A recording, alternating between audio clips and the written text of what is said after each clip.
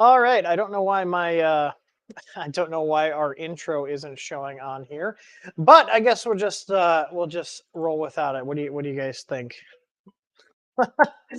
I don't know why it didn't upload. We had posted it onto here, so hang on. Let me see if I can upload it real quick.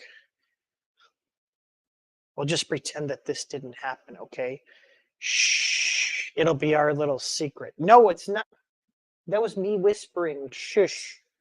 That doesn't mean to bark, dog. It's still not going. Streamlabs. Why are you not showing my uploaded video? It's not showing my uploaded video. Alrighty, well, I guess we're not going to have the intro video, Tor. You're on. Hello, hello. What's up? Tor was just setting up his new camera. I got a deal on a stream cam, a Yeti, and a fill light through Streamlabs. Yeah, I just realized like the video didn't show up like our intro video. I'm trying to figure out why it's not showing in here. Use case, no, all clips. Hey, Pula. Yeah, I don't see my TH3D intro. Is it just not happy with it? Like, didn't we play the intro video on here before? Yeah, we've had it play a few times now. Yeah, you know what I think I might do? I might have to stitch together the stream starting with the intro, so it's just all one. It rolls into it. Because in the Streamlabs here, we can actually set an intro and outro one. So anyways, sorry about the weird start. Derek Cyril celebrates 32 months of membership. Holy shit, that's over a year. Give me all the logs. So I have a separate VLAN setup that's just for doing packet captures. I have a separate SSID on said VLAN, and the only thing that's on that is my router and whatever we put onto it, which we're going to be using it for this, and we're also going to be using it for the K1. So, 2.5. I mathed wrong. I'm sorry. Over 2 years. Why did I think 24? I was thinking 24 was a year. I should have grabbed caffeine. I should have grabbed caffeine before I started this stream. Hey, Jonathan. Do these have caffeine?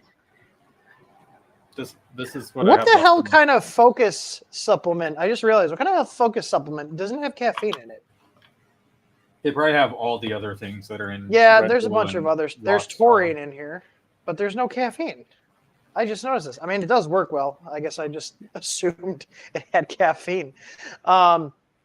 Yeah, so Eli, you have a bamboo next year. I never thought to this day you would have one. So I am getting one only because we want to keep up with the market trends. This is not going to be in our print farm. This is not going to be running customer jobs. This is solely for exploratory and development purposes. So if you guys do have parts printed from us, they are not going to end up on the cloud. I can guarantee you that. We do not put any of our customer G code. We don't put any of our customer STL files on any cloud services. When you guys send us a file, it goes right from you to my server that is in my basement here.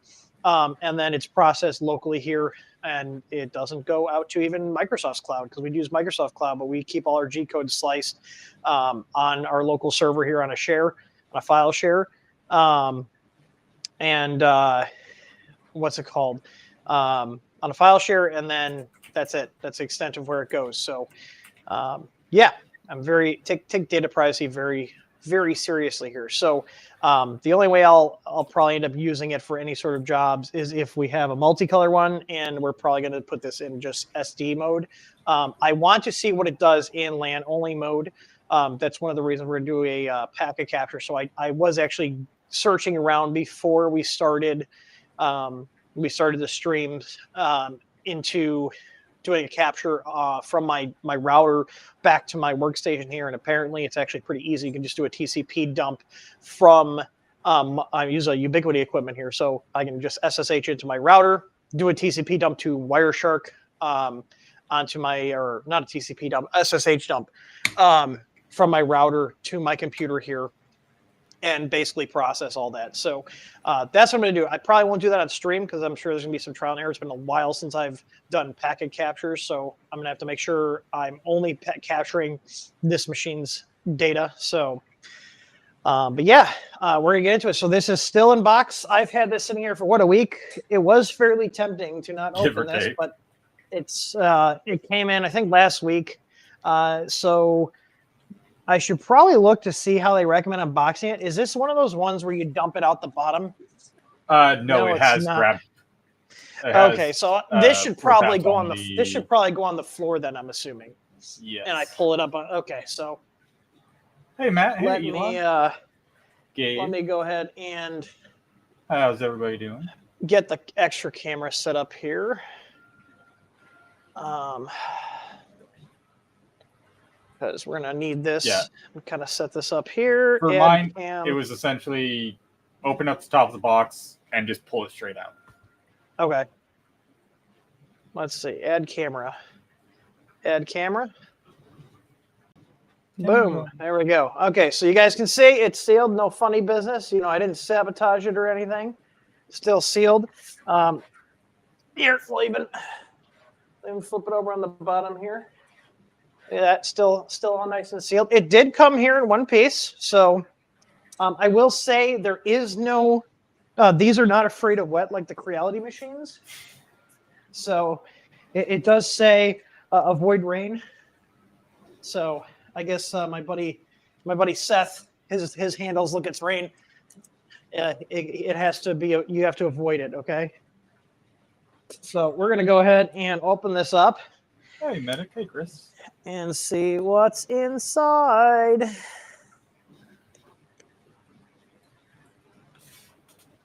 Okay.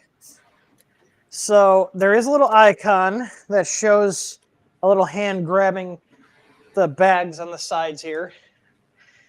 Please keep this box. Scan to watch the unboxing tutorial. Yeah, I was told to keep the box in case of return or warranty claim. That's fine. I'm actually okay with that because it's designed to hold said printer and not get I have the box and all the packings in the other room. Yeah, so this did okay. So here's the thing. Look at this is cracked. So I'm wondering if you know what?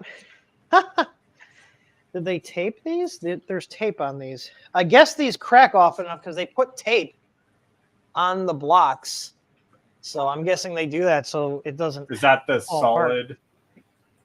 Yeah, that stuff cracks all the time.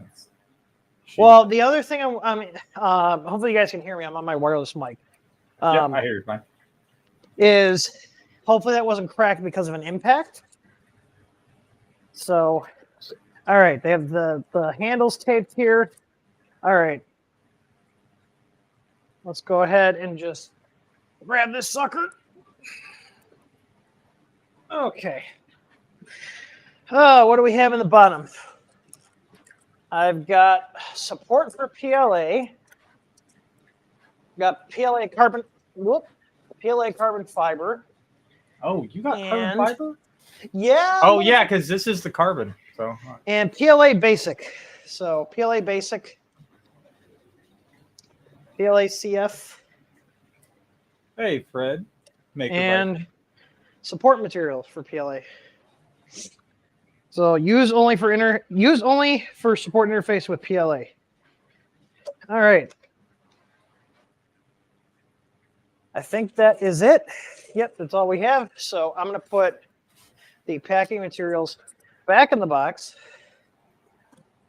And then this is going to get shoved into the crawl space with a bunch of other boxes I probably should have thrown out like 5 years ago. But we're not going to talk about that. All right. Yeah, we have a PLA CF that prints really nice too.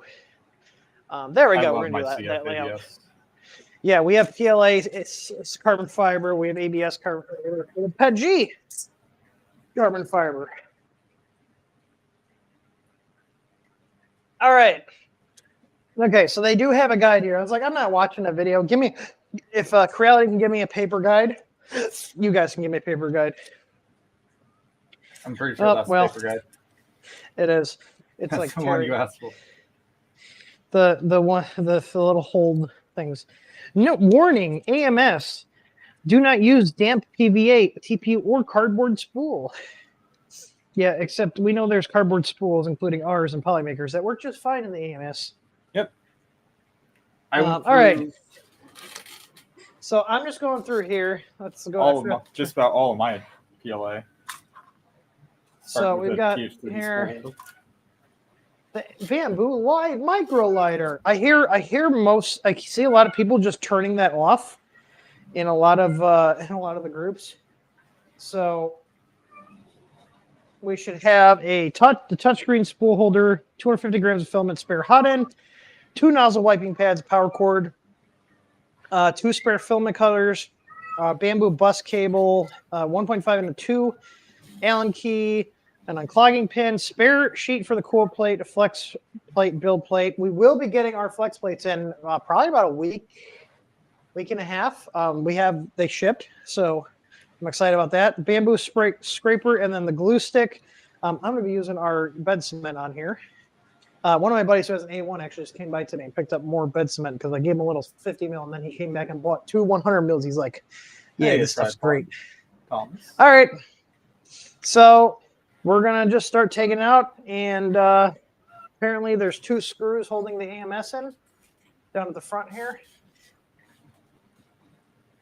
So we're going to go ahead and get the bag out. You know, there's no directions on how to take the bag off. I don't know how I will ever figure this out. I also saw people having like issues with gaps and things being dislodged. I don't see any here. It smells like Chinesium. It actually smells exactly like the K1 smelled, which is that like Chinese appliance plastic smell. It's their smog just condensed into the bag. Right. Okay. So looks like we got a lot of tape to take off here. Glad you like the bed cement, Chris. Yeah, I think I got to do another cart coupon for the bed cement because people seem to like that. You got some birthday. Yeah, I had to do a double take there because I thought the foam was arranged in a certain pattern that would not have been YouTube friendly. I see what you mean. Yeah, I was about to be like, "What the hell is going on here?" Trying to get me demonetized. All right, I'm opening up the top here. All I can think about is don't drop this glass plate. Yeah, that was my worry as well. Okay. All right. I'm going to take all the foam, and it's going to go in this bag that the printer came in. And then it's all going back in the box. Okay. The Chinese are messing with us. I mean, not wrong. Oh, God. Of course, I'm like, just turned 35 on Monday, and my back is killing me even more today. All right. Yeah, tripod. He's setting it aside. Here's the screen. Yeah, I'm good. This thing go in the craft bin. All right, little lubricant, little packs of lube here. Their screen is a lot better than like Crealities and all those. All right, we got something wrapped in paper here. I'm assuming this is the hot end. Yeah, it's so tiny. Right? It's so cute and tiny. It's so tiny. I believe that's another hardened steel. The blacks were hardened steel, and the silver heat breaks or heat sinks were the regular ones, stainless. The peasant ones. Oh, there's a disclaimer and safety guidelines. Yeah, we can just leave that in there. I'm just glad none of them came with brass nozzles. Yeah, it's finally a step up. We're graduating past that now. I mean, for what they're charging for these machines, they can afford to give you a good nozzle. Like none of their machines are cheap compared to what's out there. Like, you know, you are paying a premium even with the A1. You know, it has its own issues. the A1 and the A1 Mini, like they're not cheap machines. Like, yes, they're not super expensive. However, comparatively, you get a lot less machine for the money, build size wise, compared to like Soval and Creality. Like, they're still not beating out Soval and Creality on pricing. They are kicking Prusa in the teeth, though. Yeah. Well, if Bruce had innovated more, they wouldn't be having as many problems. All right. So this is interesting how they have this on here. Wrapped and then installed. Yeah.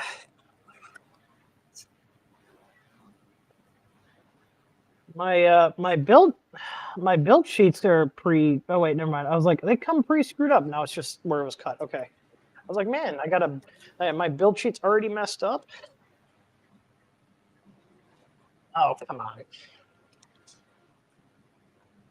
Okay. All right.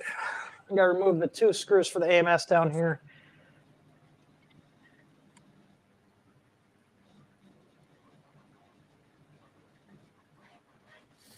It'll give you a nice long screw to get in here. We're not going to plan on pulling Uncle Jesse today and break a door. No. I think that was a K1 Max, wasn't it? Where he opened it and it just went flying. Instantly shattered. Yeah. Yeah, it's like... Okay.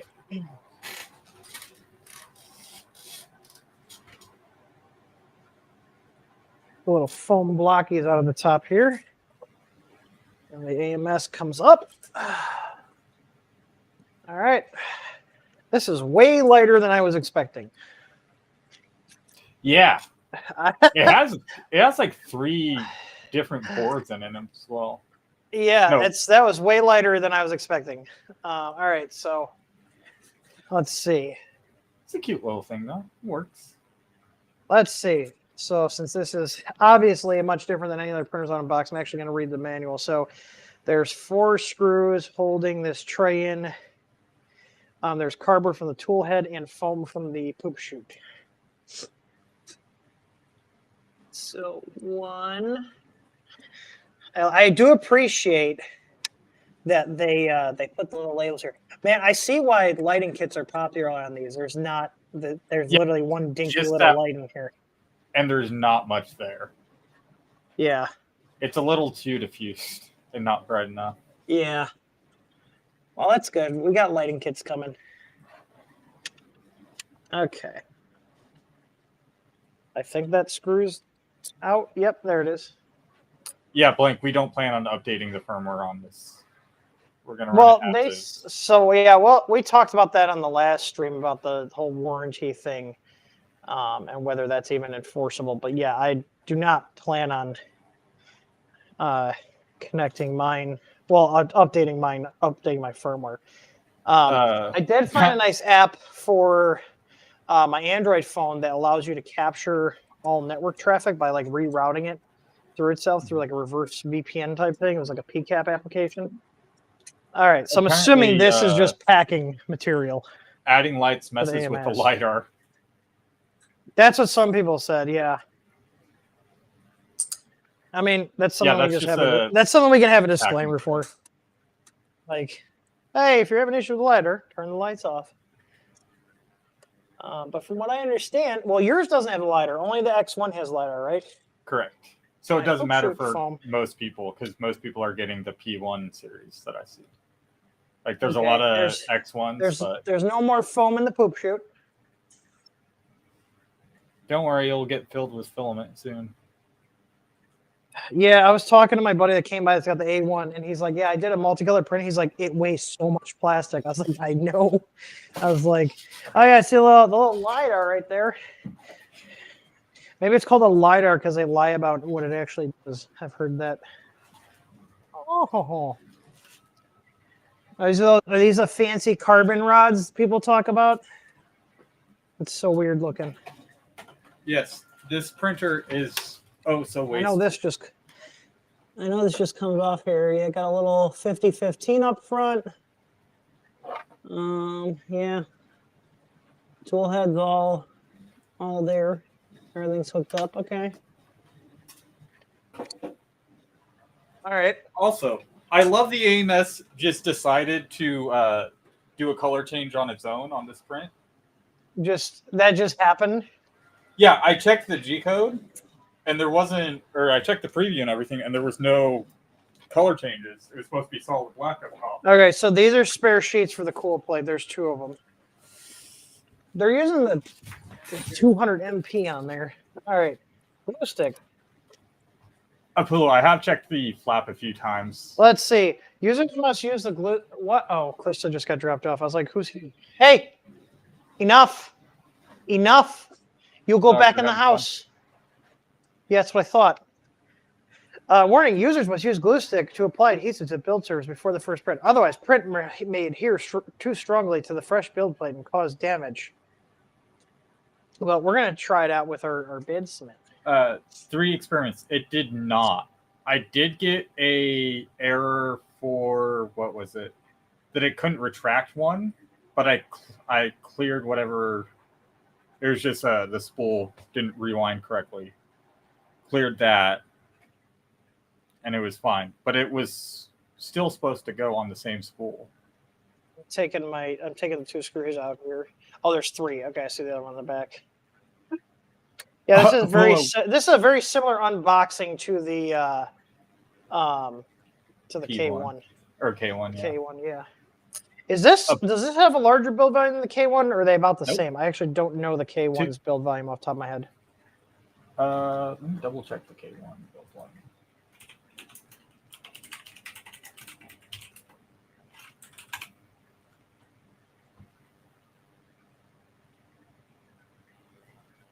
That's K1 Max, K1.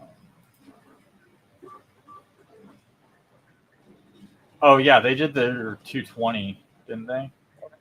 I don't know. That's why I'd have to look it up. I haven't. My K1 is still on the floor. I've been so busy with everything else. 220, 250. Okay, so this is a little bit. Yeah, so this is a little bit larger of a build volume than the K1. However, they're a lot more expensive, even the P1S, because the P1S is almost twice the price of a K1, isn't it? Because the K1s are going for like 300 and 380. I paid 380 for mine.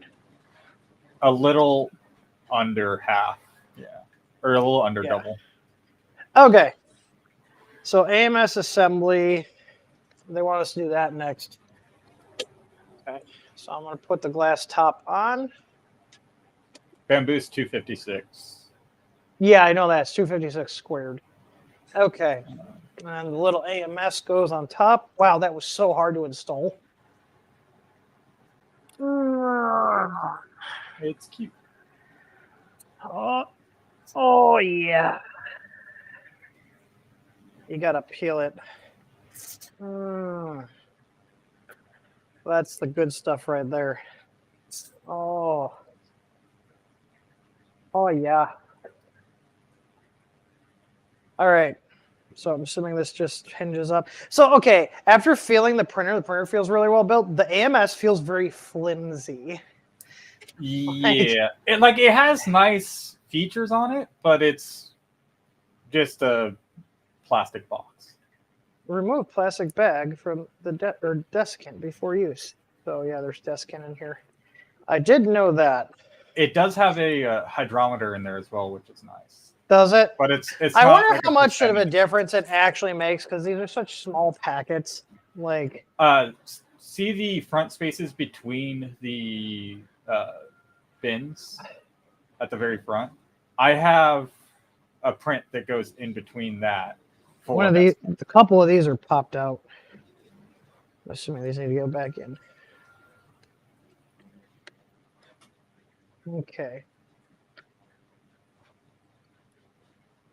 So I need to. From what I've seen so far, the maintenance isn't too bad on them. You just have to keep up with it, and they have everything fully documented. They can have everything documented. We know how end users are. True. Okay, I'm hooking up the two back here. Uh, Around 15%. right. That's not bad at all. 6-pin and the 4-pin. Sounds like you're kind of cutting out there. Can you hear me? Oh, I think it was just because you're behind stuff. Oh, that's weird. It shouldn't be that bad of range. Okay, so I got the cables. I'm going to connect these to the back. I'm not rotating the printer around to show you this. It doesn't matter which port I plug it. Yes. Here. There's one for the AMS to the. There should be two. It said I can go on either one. It must just be like a pass through, then like a chain. Yeah. One goes from the AMS to the hub, and then one goes from the hub to the printer itself.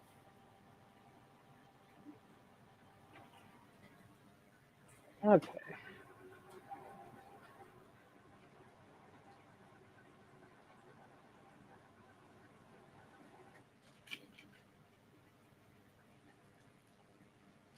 Their directions are pretty good. I'll give them that. Their video directions are pretty decent as well. So I need to remove the screws picture with an Allen key. Secure the spool holder with 2 screws from the accessory box. Okay.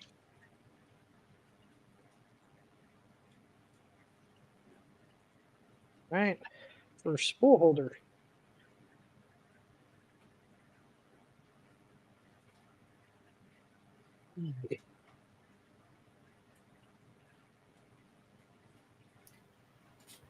Share the wide. Oh yeah, I'll open up my Discord real quick.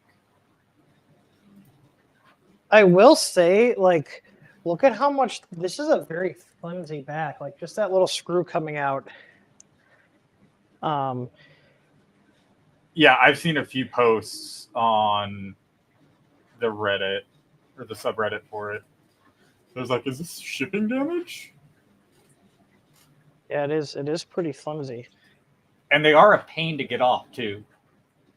Let me tell you. Well, I got those custom made fans for the main board coming, so I'm gonna have to get familiar with taking that off. Yeah. All right, this ain't too bad. It is a weird spot because, one, what is it? The printers putting the damn spool holders on the back of the fucking machines, though. Like, come on. And the poop chute too. Like, you should really get even if you're not planning on doing a lot of multicolor, get a poop chute that goes on the side. Yeah, like, because it will. What are you? So basically, out of the box, they don't give you anything to contain the poop. No, it just poops out the back. That's horrible. Okay, so I already took the 3 bed screws off. Now it wants me to put the cable in here. I'm sending you some links. Okay, I will say this. The Creality one was a lot easier to get to. This one's like really recessed in here. This is actually kind of a pain in the ass to get this cable connected. Hey, Derek. Jesus. Like, look how far this port is inside here. Oh, yeah. This is kind of a pain in the ass. The P one was not as hard to get in. Yeah, the K one was not as hard to get in either. Like, and they give you, like, nothing for the length of this FPC cable. Come on. I'll also be grabbing one of the Panda. I mean, maybe it's because I have big American fingers, but maybe the little Chinese hands have a easier time.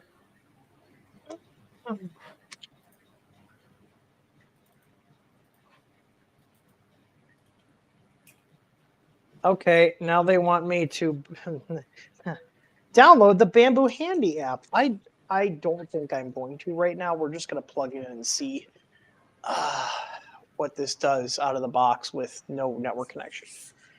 Where's the power cable? There's no mention of a like. It's an auto switching power supply. So yeah. All right, is she booting up? Let's see. I wonder if I can skip the Handy app setup here. Yeah. I had to print this side spool holder for my Okay, select a language. It is a nice screen. I'll give them that. English, next. All right, packet cap. Yeah, it's a lot better than like the Oh, Creality or FL Sun. no. The K1. This is about as responsive as the K1 screen, which is it's kind of laggy. I'm talking about like the old. Oh yeah, I mean I don't care as long as they like work. the standard old ones. Oh, you're talking about their old touchscreens. I was like, the 128/64s work fine. What did I set this to? Sniff it 1, 2, 3, 4. Yeah, it's like there's a delay.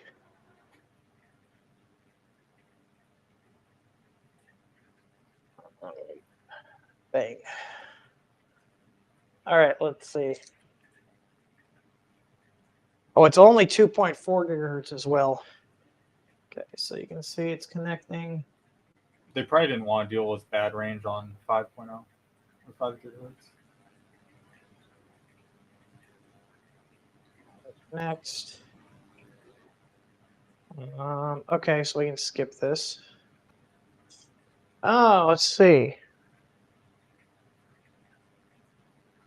Oh, they're EULA. Yeah, let's see here. Look at how laggy this is.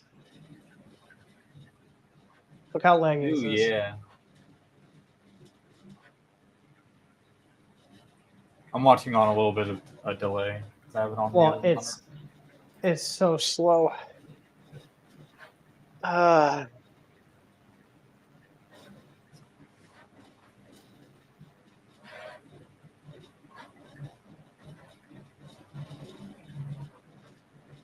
Derek, we're planning on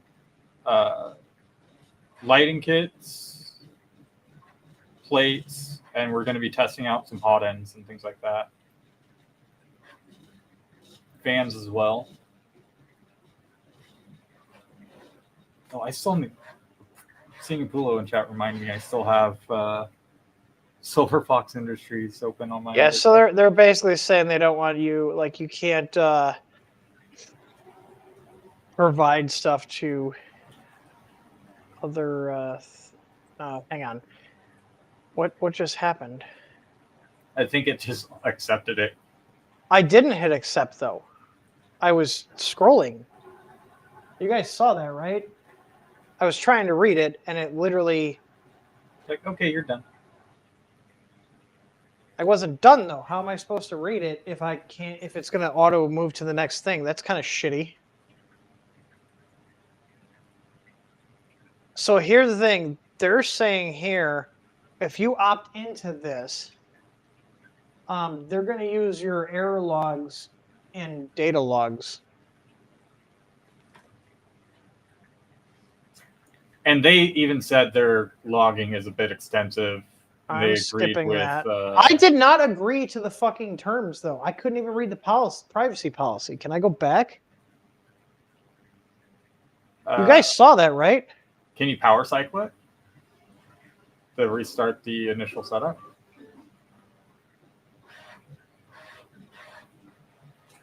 That's some bullshit. What do you do legally? What do you do in that event? If it's bypassing and just moving to the next one because you're reading the terms of service? Yeah, Pulo, they agree to it.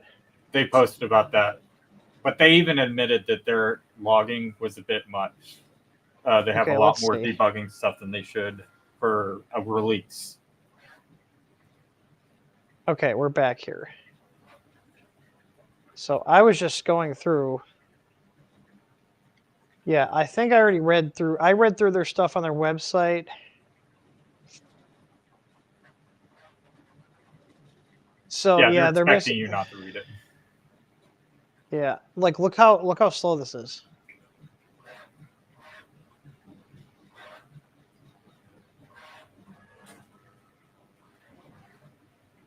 This screen is really rough.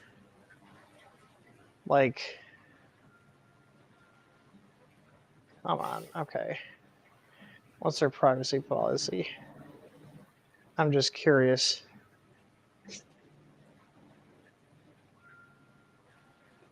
Oh, they have different ones for different regions.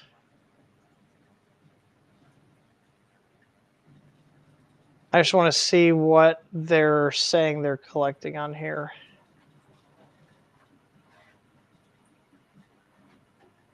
Right, collect means personal information, personal name, email, credit card number. Yeah, well, that's from buying stuff. That's normal.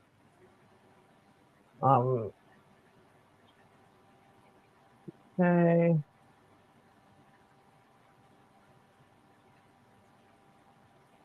Ideas, that's normal. That's the other thing here. A third-party service provider. This is the type of stuff that I don't like because they don't tell you who those third-party service providers are. All right, I won't bore you guys anymore with this. Let's see if I disagree. So you can't use the printer without hitting okay. Skip. Skip. Skip. This screen sucks. Like this screen sucks ass. Like this is the K1 was actually really responsive. Okay, it's unlocked. Trusted third parties, aka the CCP. Yeah, I mean, if they're big enough, they probably have. Look at it. Okay, take these out.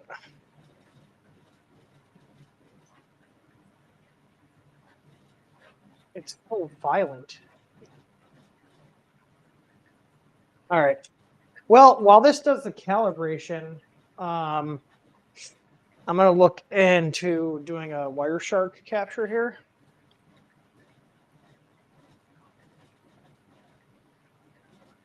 I think Tim's fingers are effective. I don't have that lag. You guys literally see me touching it. I am like, and it's a capacitive screen.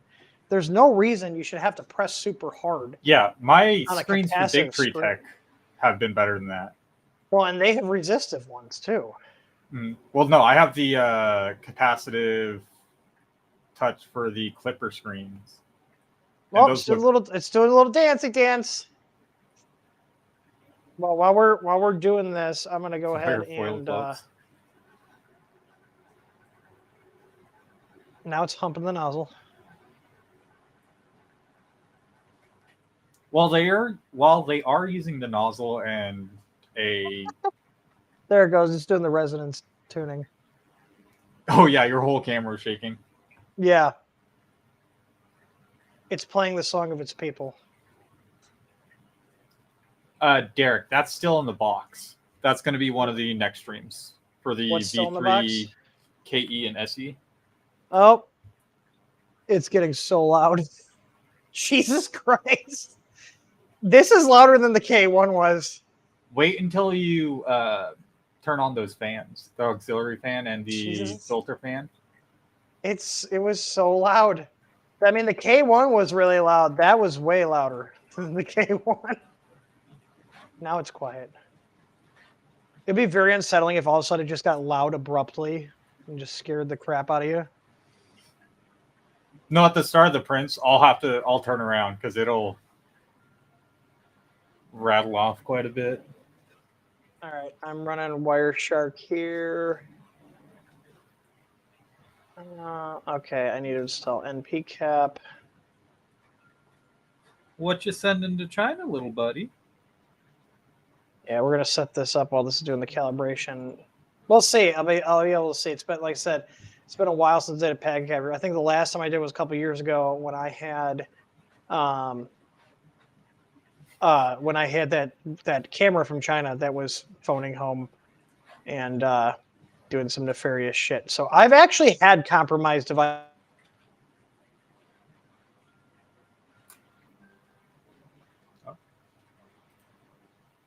What just happened? Security conscious, but you know it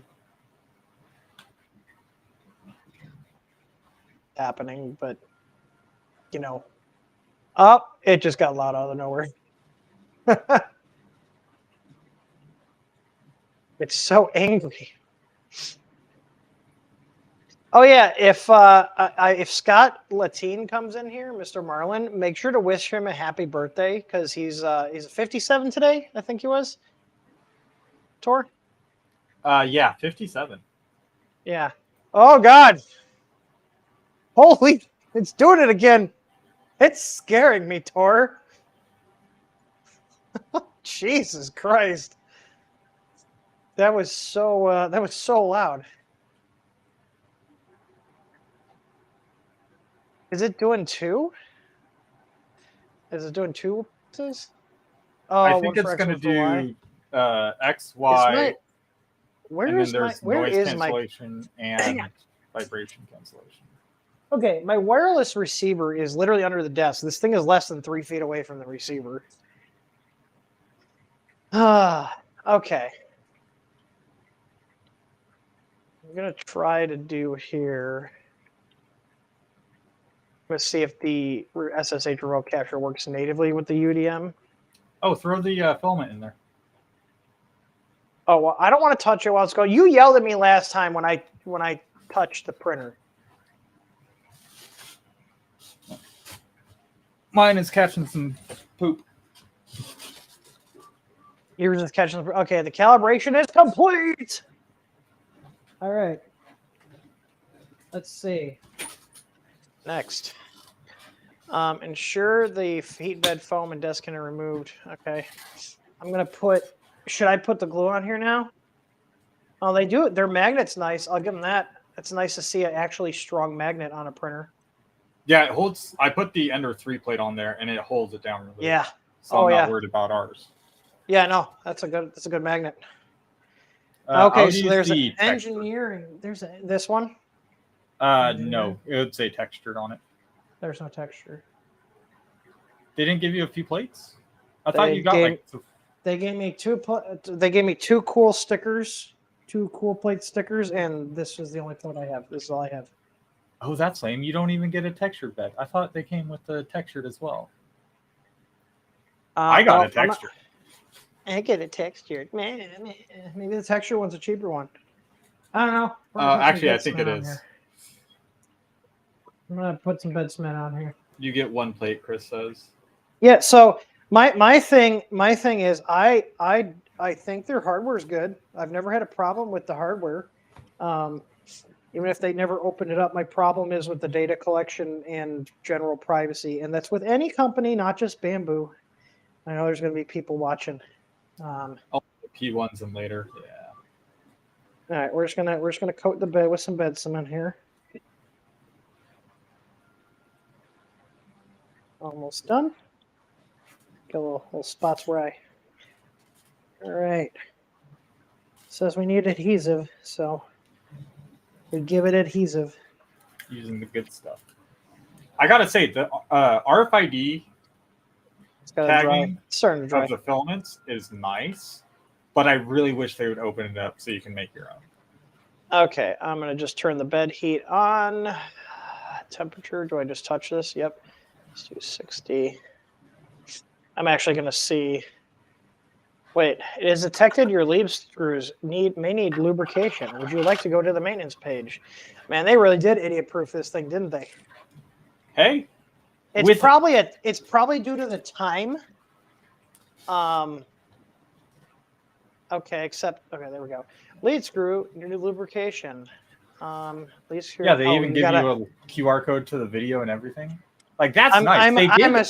I'm assuming we just put the grease on the rods, right? That's just put the grease on the rods. I mean, there's already grease on here, but you know what? A little extra lube never hurts anything. Okay.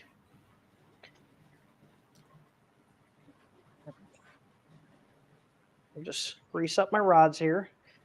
I actually used. I don't know if you know this, but I'm a big fan of the Super Lube, and like Super Lube and white lithium grease are like my 2 favorites.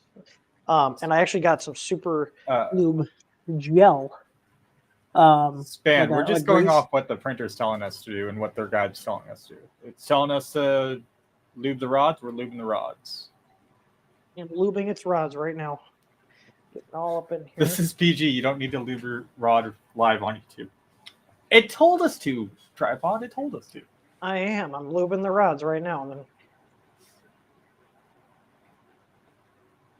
I'm surprised it doesn't like then tell it like, okay, tell me when the lube's on and I'll move the bed up and down.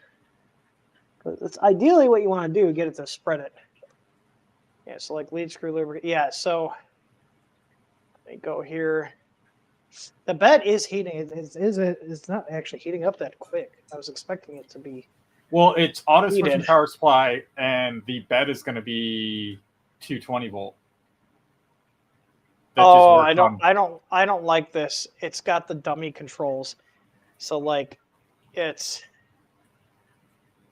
like when I think Z negative, I'm thinking the bed's gonna move the head closer. Mhm.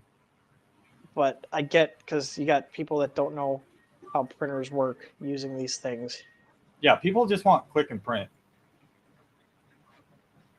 No, Creality I don't has know. burned quite a few people out of the printing community just because they got lemons.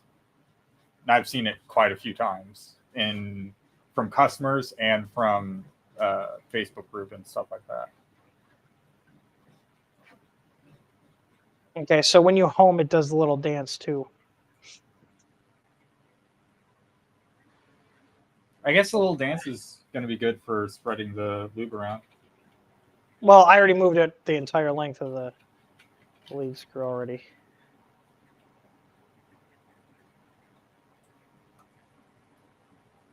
Just moving the grease back up because it kind of pushed it all down to the bottom. It's not a Marlin way of thinking to move Z. It's the proper way. Like a negative Z means move it closer to the head. Like the head gets closer to the bed. This is a visual representation of it. So you're moving the bed up, which is actually a negative Z motion. The dance the is for the K1 sensor on the bed. Yeah. Yeah, the K1 does the same thing.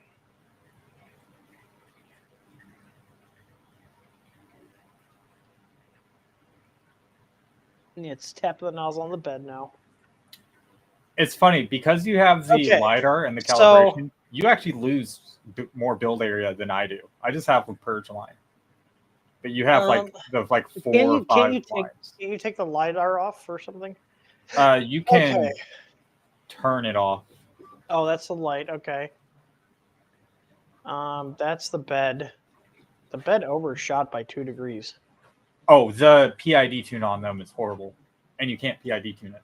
That's rough. The enders aren't even that bad.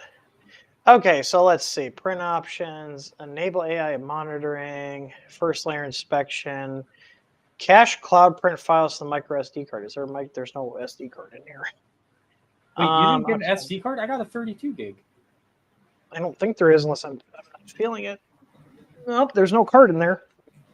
Is it in my baggie? Yeah, Apollo. You can't shut off the flow calibration. Hang on, but I'm most looking. people I'm are looking gonna here. Hang on, I'm looking to see. Send it if with I got default. an SD card. I did not. There's no SD card in here. I don't think I was supposed to get an SD card. That's odd. I got a 32 gig. Maybe it's because yours is the ESP. Yeah, your screen probably has onboard storage. It does have onboard storage. I'm looking here. No card. If there was, I thought there was like a list of what came with this here. Unless I'm thinking no. Belt tensioner. Okay. Yeah, with all the models it's showing, it has to have internal. Okay, so basically it's telling me insert at least 1 spool of filament into the AMS, turn the power on. First print a single color model with the supplied basic bamboo PLA. All right, so let's go ahead and get some filament in here. We're going to use their included filament for the Carbon fiber benchy. All right. Okay.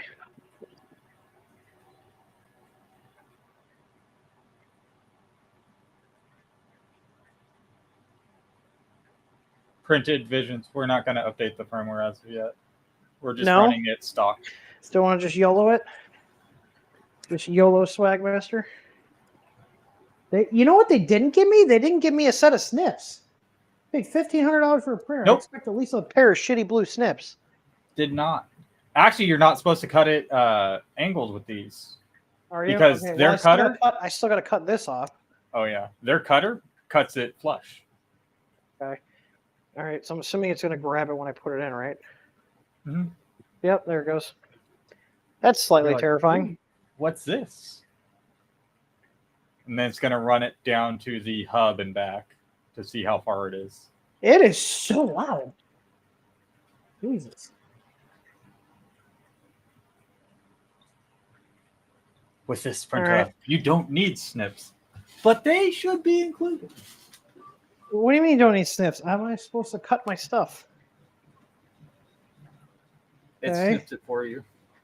No, I know, but you got the the fucking end here.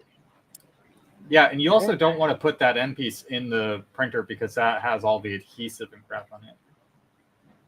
So do you just push it in there? Just like I did? Okay. Wait until it grabs it. It's having fun there. It's trying to find the RFID tag. Is it? I'm gonna steal I got a roll of green or fluorescent green here. The Using lube and snipping stuff, you don't want any baby benchies. I have the fluoro green in mine right now. That's what. yeah, that's our ABS. That's electric line. What else do I got laying around here that I can throw in it? Without dumping everything.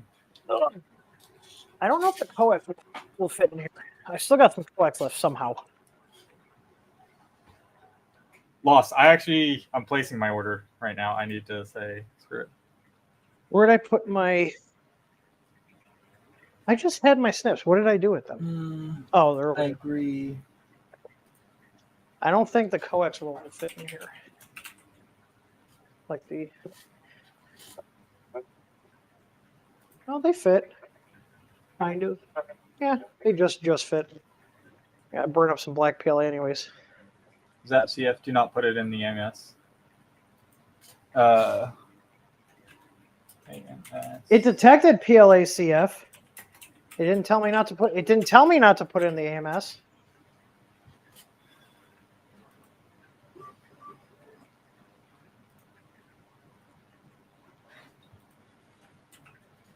It won't close. Oh, hang on. Oh, you're right. Okay. Once it does its check, I just push the lever and pull it out. Oh, okay. Yep, fair enough. Okay. Yeah, because their spools are fucking huge. Here, I got an old roll of PET G sitting here. Let's see how it does with PET G. Old roll of Duramic. This should be okay in here. This is the chipboard spools. Where is it? I know I saw that somewhere. Hey, happy birthday, Scott. Scott's here. Everybody wish Scott a happy birthday. When I say happy birthday to Scott, I'm going to tell this what filament it has. I'm assuming I just go here. Manufacturer. I'll just do generic. ABS. I find it funny. They have Polymakers filaments in here. And yet you're not supposed to use cardboard spools, apparently. Yeah. I've been using cardboard spools and I've had no issues. Okay, so I still have ABS, and this one, I'm going to tell it generic, black, PE2G, color, you just like, I selected the material type. Black, confirm. Okay, so we have everything loaded in here.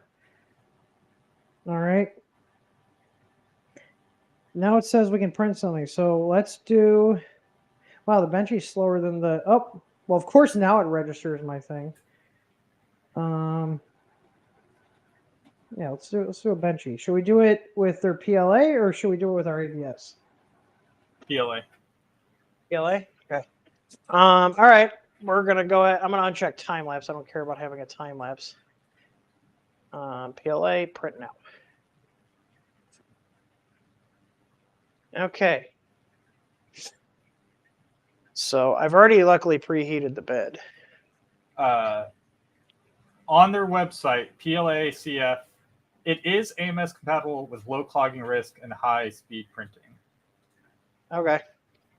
Well, that's good. Yeah, I mean, there was that's per their sales page for the PLACF. So if we're not supposed to use it and it's going to mess it up, that's on them. It should show a warning if you put something in there that has an RFID tag saying, "Hey, this is not compatible. Get this shit out of here." Yeah. You know what I mean? Yeah, it should be like, hey, you should be running the external spool holder with this. Yeah. Log in. I am not impressed. Oh, wait. Is it waiting for the temperature to go down on the bed? Probably. I think it's waiting for it to go down because it's at. It's going to 40. 40? Oh, it's the cool plate. Yeah. I know, but can we like have it speed up a little bit here? Chris, I want to find a TPU that it can use. I'm sure there's going to be one with a shore hardness that's cool down. Good enough. Cool down so we can start the print. Shipping. Cool down.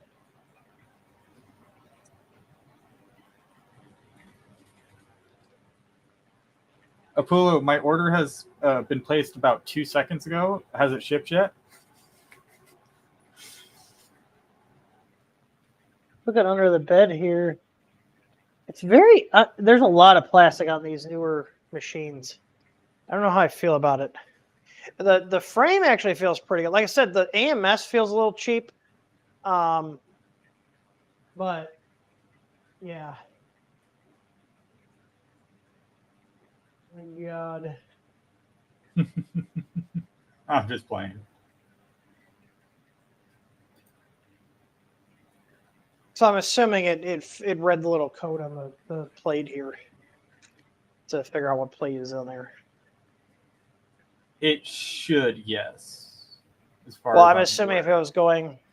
It went to the front? No, I didn't see that. It must have read it earlier. It might just be... I'm assuming when it gets within 2 degrees, it'll probably... start sending it. Yeah, I'm assuming. Yeah, because I told it to go to 50 because I'm not waiting for this to cool down. I mean, it's holding heat pretty well then if it's taking that long for it to cool down. Oh my God. I don't know, it would have been quicker to just preheat it from room temp or to wait for it to cool down. Ask your boss to send me. What? Oh, it hasn't read it yet? How is it know what the bed should go to then if it hasn't read the plate? The file is pre-sliced. For the cool plate? For the cool plate. That's what they ship it with. Interesting. If I touch the benches, do anything? No, it's just an image. What is this? Yeah, you have a chamber temp. That's so dumb that I don't. Yeah, get fucked. That thing also has a filament dryer option. I saw. What does that do? Just run a fan through the AMS? No, you put the filament, it lowers the bed to the bottom, heats up the bed. Oh, are and you put the kidding filament me? in there, and are you fucking kidding me? Nope. Just heats it up on the bed, and I'm pretty sure it runs the auxiliary fan around. Oh my God, that's funny. We'll go back to 40. That's I told it to go to 50. We're at 50. Oh my God, this is so painful. I don't like not having full controls over this already. Like, come on, just go. Because like on my Marlin printers, or even like the Clipper ones that I mess with, you can just override the temp and it'll be like, okay, I'm at the temp. Nope, it's going to 40, isn't it? Yep. Okay, I feel like I've messed this up. We're just going to start over. We're just going to power cycle this. Jesus Christ. Okay, we're just going to let it do everything, okay? I'm not going to get my grubby little fingers in it. Chris says you're touching too many buttons. Just let it start. Okay, we're going to help this cool down. I'm going to cool this plate off. I'm going to cool off the cool plate. Printing was paused because the front of the tool head cover fell off. What? That's not what happened here. What? I have had that error once, but the front face did actually fall off. It's. I mean, okay, I reseated it. Clear. Okay, let's try this again. All right, so the bed should be a little bit cooler. I just start print and don't fuck with it. It's hard for me. All right, so you we're can't gonna go between every uncheck screen. time lapse. Hang on, uncheck time lapse. Print now. Okay. Wait. Stop. No, stop the job. We're restarting. Are you sure you want? Yes. Okay. Close. Close. I already mounted the tool head. Here, I'm going to take it off and put it back on. Print. I don't want a time lapse because assuming it's going to move the head out of the way and we just want it to go. It does. Yeah, so my assumption would be correct. Okay. Let's see. Yeah, it's going to 40. Okay. We're just going to leave it now, and we're going to look at how to spline on this. You're like my grandpa trying to use a cell phone. How do I do this dang thing? Well, I'm going to have my own blaster, Tim. Oh, there we go. Okay, so the nozzle does heat up quick. I was like, man, this is taking a while to heat up. The bed definitely is a little slow, though. But not terrible. Not terrible. Time lapse won't work. It will default off because no memory card. Oh, we're about to poop. We're about to poop. We ready for that money shot? You ready? Ready, Tor? Ready?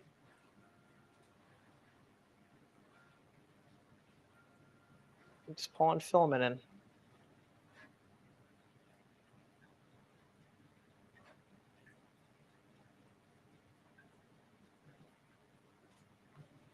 What if it's constipated? Do I have...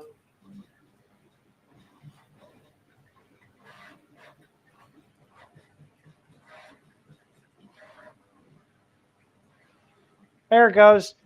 We have poop. My first poop. The first of many. Also, that's why I recommended printing a poop bucket. Because it will do this at the start of every print. Pooping a lot. Yeah, I tuned mine way down. Yeah, well. That's... Oh my God, that was so violent. Has this little nozzle wiper. Now it's doing its little jiggle jiggle. My money don't jiggle jiggle. It fold. Yeah, the flush amount, Nemo. Yeah, I've turned that down a lot. Yeah, that was a lot of poop. Yeah, that light it's like good enough to save it. Yeah, I see why people are doing lighting clips. I'm gonna have to change the autofocus to manual focus here. 86 people hanging out. Hello, everybody. All right. Let's see. Now it's putting its nozzle in the little slot. No, it's hitting behind the slot and just rubbing the nozzle. Oh, is it? It looks like it's almost in the. I can't tell. I've seen seen it looks like it's in the slot. Few pictures on the subreddit where the back of the plate just gets annihilated from. I mean, I guess it doesn't really matter. Yeah, it's not somewhere you would print, and it's so it's clean. It's clean. It's cleaning the nozzle tip. Mm-hmm. Okay, now I'm assuming we're going to do auto bed leveling. Yep, we're doing a little vibro dance here. Holmesy. Little dancy.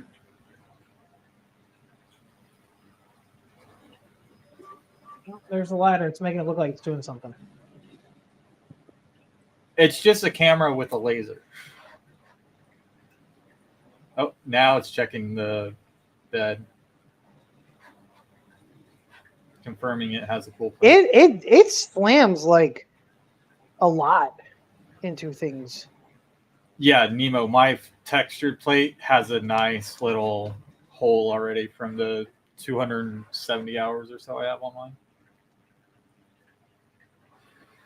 Yeah, well, while we're waiting for this, I do want to mention, I don't know if I know I told a couple people, but Krista and I are expecting a kid, and we found out 2 days ago that we're having a little girl.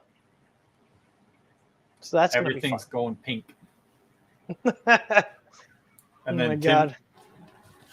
Tim's going to be excited when he gets to take his you want to date my daughter, here's my shotgun pictures. I gotta get a cleaning station set up, so just they come over, I'm just making sure it's nice and clean.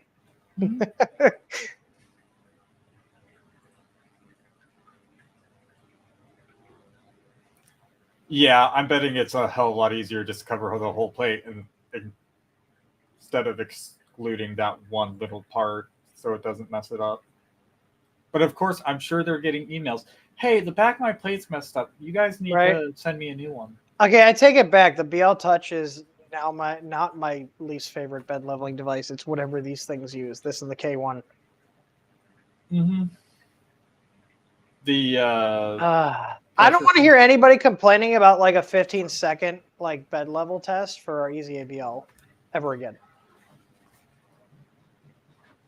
No, it's like 5 minutes at the slowest. This is a lot. It's like overkill. You don't need this many probe points. Like you really don't. Like a 3x3 would be fine on this. What is this? 5x5? That's the third, fourth. Yeah, I think it's a 5x5. And it's triple tapping each one. Yeah. Oh my God, I was not ready for that. Apollo's right. It doesn't always do the full mesh. I would hope to God 2 or 3 points and be like, okay, we're good. I would hope to God it doesn't do it every time. That's fucking forever. Okay, what are we doing now? Adaptive mesh would be cool. I mean, 7 minutes of this 26-minute benchy is a printer trying to figure its life out. Okay. It still says auto bed leveling. Well, yeah, it's going to do its little calibration.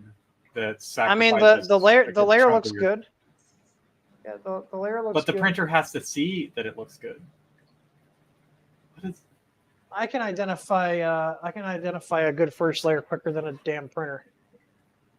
But can you do live? Okay, now it's calibrating the extrusion. They really like wasting filament, don't they? They're no wonder they sell filament. No wonder they're always out of filament. Yeah, I love bamboo printers. It's great for making filament sales. Right. Hey Jerry, how you doing?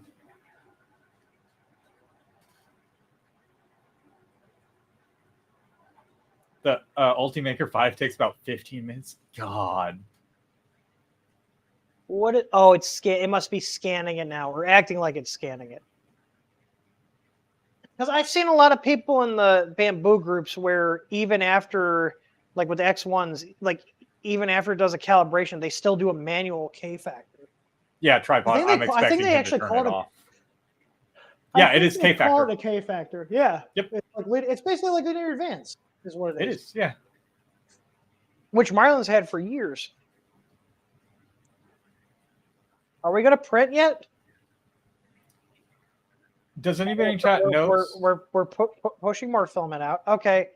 Oh, we're just printing the benchy just right over here. Just not even centered on the build plate. Just okay. We're just gonna send it here. All right. Let me get my camera focused here. Oh, and then it's gonna stop to. Hey, at least we can see at least we can see the damn nozzle. True. Are we pooping? Yeah, because it's gonna wipe and check the first layer. Oh my God. Because you have all the AI stuff. It looks fine. Oh my God. Let me just make it look like I'm doing. How funny would it be if it literally does nothing? It's just doing it for show. Oh my God. Apollo says it's printing closer to the auxiliary fan because it's a high-speed print. Okay, we're gonna. Isn't there a thing where we can set it to like ludicrous speed, or is that the default setting? You can change it to ludicrous speed. I put it on sport and ludicrous all the time and have no issues. Okay, so I'm on the screen here. Do I just like, where do I tap?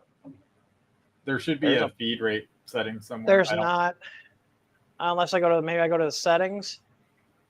Oh yeah, there's a feed rate, 100%. Oh yeah, it's on standard. Okay, I'm gonna send it to ludicrous. Ready? We're gonna do ludicrous speed or sport?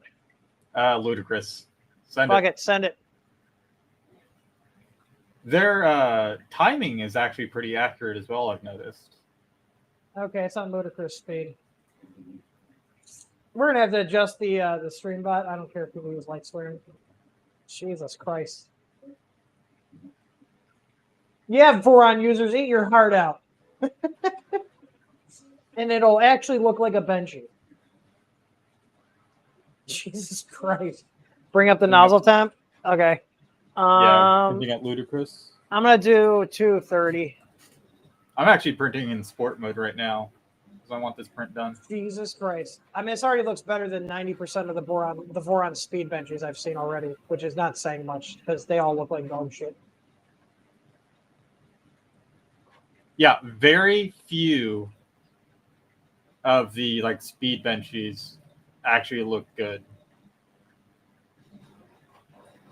It's like, okay, you can push out a bad print in 10 minutes. Cool. I can print out a good print in 25. See, here's the thing though, the PLA is warping now. That's why, see, here's the thing. I don't care what they say if it's a cool plate or whatnot. You need a higher bed temperature for PLA. Than 40. Like, or it'll warp. Yeah, like 40 is too low. Fail fast.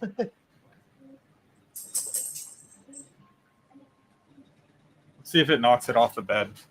I'm waiting to see. It's warping. Do you see it warping? Yeah, it's very obvious. It's also cool. It's also like, I don't know, it's like 65 in this room. If the bed was at 60, it probably would be fine.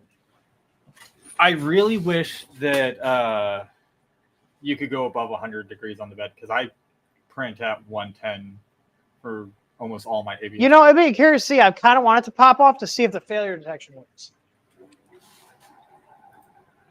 Yeah, it's warping. You see it's on the corners. It's because it's at a 40C bed temp. Why do you guys have a 40C bed temp?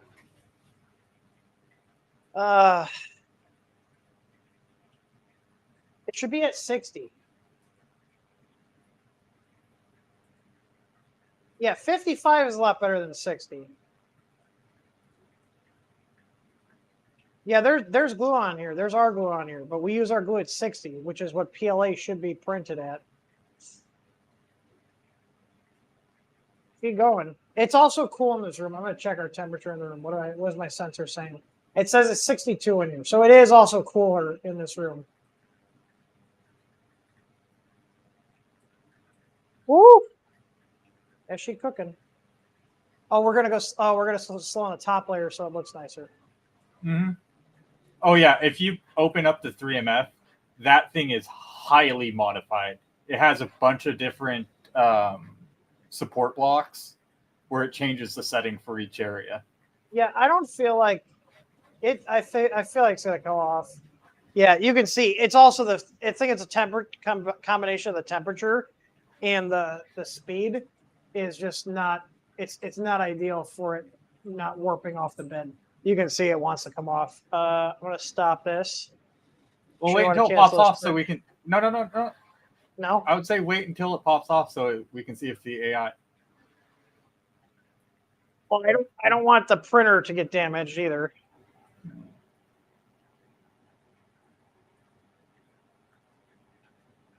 Yeah, that AI works great. It's on. That AI works amazing. Hey, Jerry. Yeah. Just flick it out of the way. Yeah, that AI failed. Defect first layer. Yeah. First layer looks like it was squishing up. It's just, you can't, like 40C in a bed is too fucking little. All right, hang on. I'm going to flip it on the other side here. Too bad I don't have any plates that are like roughly this size. I might have a 260, but that I'm It'll just gonna flip it probably over. Use the complain with the engineering plate. LiDAR. Yeah. Let me flip it over. Yeah, I don't like if you want good adhesion with PLA, you run the 60C bed tip. Yeah, that's been a standard for years. Yeah. Use detergent to clean. All right. I'm just gonna let me throw some glue on this other one here. I'm gonna switch it over to the engineering plate. I'm gonna preheat the bed to 40 so we don't have to. Or no, will it? Okay. My question is it what's the engineering plate? Can you look up what the engineering plate should run at? Because that's the other side I have. I have the regular and I have the cool plate and the engineering plate. Those are the two options I have. TPU is 30 to 35, PETG is 70 to 80. Okay, what's PLA? Where's PLA? Hang on, let me move this out of the way for a sec. So will it detect this plate, or do I have to? PLA carbon fiber 35 to 45C. Is glue stick required? Yes. They're high out of their minds. What the fuck? Okay, so if I print the benchy here.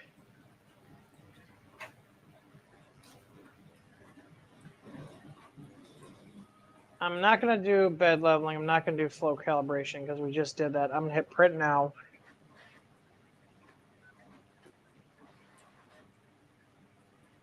It's still only going to 40 unless it's going to detect the plate. I would just set it to 60 and let it go. Okay.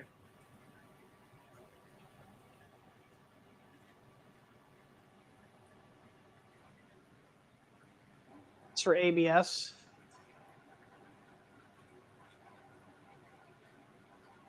Doing something back there.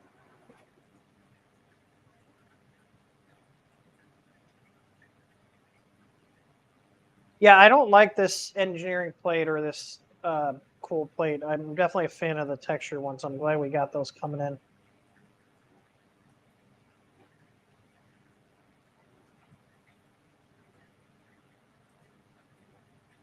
All right, it says it's preheating. It must have taken my setting it's waiting for because I told it to go to 60.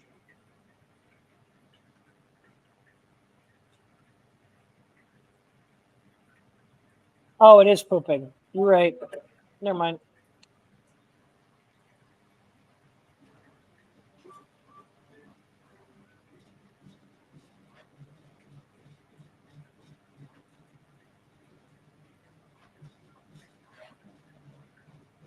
Maybe I'll set it to, is it back? Okay, it's at standard speed. Okay. Yeah, it'll default back to standard.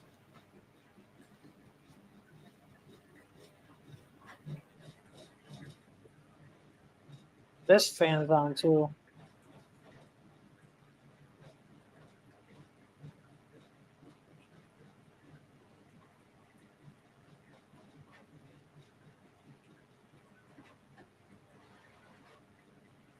Yeah, bed's at 54 now.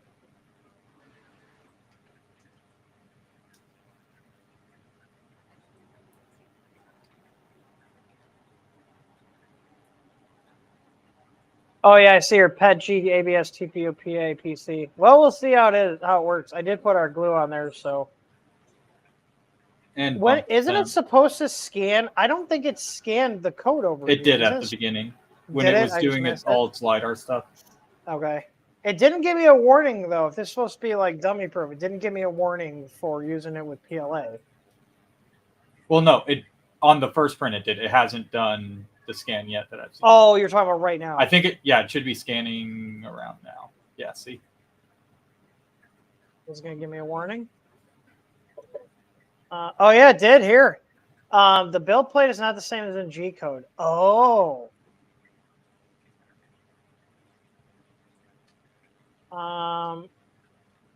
Please stop. I can hit resume to force resume. Should I just send it?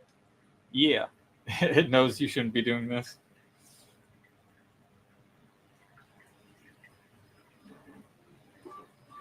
Does the QR code only apply to the X1C? Yes.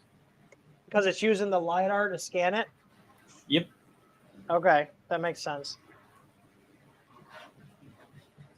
So basically with the A1s and the P1, you have to tell it what you have. Correct? Yes, in the slicer. Okay.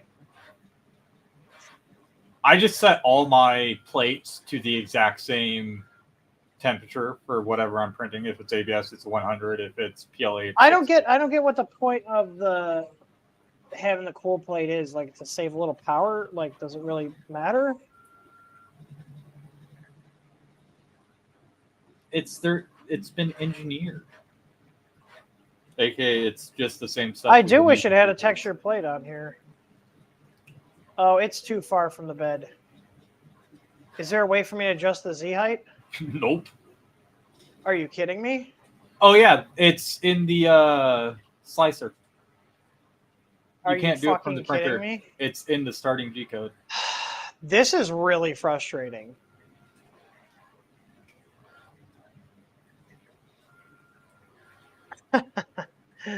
Okay, here's what we're gonna do. We're gonna do all their stuff. I'm gonna put their glue stick on it. This is really frustrating. As somebody who knows what they're doing, this is really frustrating. All right, let's put the globby glue stick on. Oh dear God. Yeah, I did not like that you can't adjust the Z height at all. What the fuck? So basically you gotta start the whole print over. That's bullshit. Someone told me today that you can adjust it. He said on his A1 he can adjust it. My buddy. You can adjust it in the starting G code. No. I'm saying while it's printing. I don't have that option. Maybe it's on the A1s. Why do you not have a Z height adjustment? Jerry says mine came with the cool on texture plates and works perfect. Okay, we put their glue stick down where the print is supposed to go. Oh my God, I don't like not being able to actually use the printer. This is quite frustrating. Like, just do the thing. There's my there's some residue on here from the adhesive. Now I see why their users are like lost. Everything happens. Like, they don't give you any control over using it. Like, I see why people want firmware for this, because you can't do basic ass shit. Like, here's the thing, that print probably would have stuck fine on that other side of the plate if they just let you adjust the damn first layer. Jerry, we are using Streamlabs.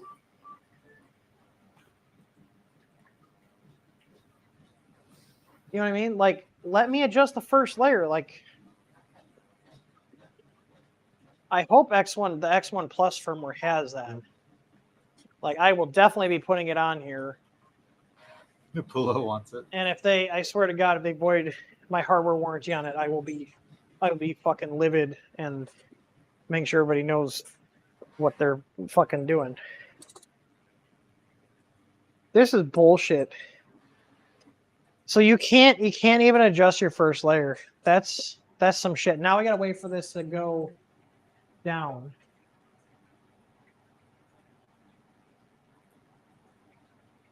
Yeah, I got the gold texture PEI, never went back. We've been selling that gold texture PEI is the same stuff we've been selling for Creality printers for like 4 years now. It's nothing unique. We have a black PEI texture plate that works really, really well. And we have that coming in for the bamboos. I just think it's wild that you can't adjust the Z if it's too far away from the bed. You have to restart over. Like, that's such a basic feature. Like, because here's the thing, it's not gonna get it correct. So that makes sense why there's all these guys in the bamboo groups. They're like, I don't know what happened, and the print just came off the bed. And it's like, they can't adjust it. Like, yeah, the lidar said it was fine.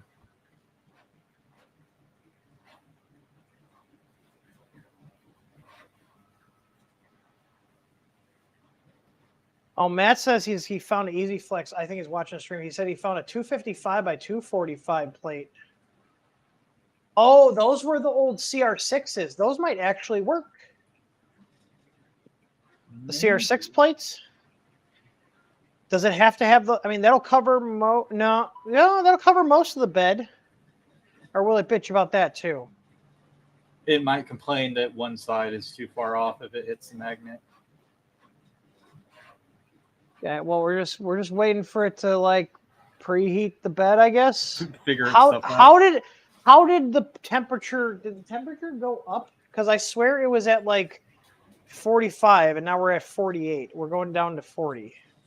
I will say this, at least the build plate's fairly well insulated. Hang on. We're going to take this off, wave this around there to get some of the heat out of this plate, and then put it back in there.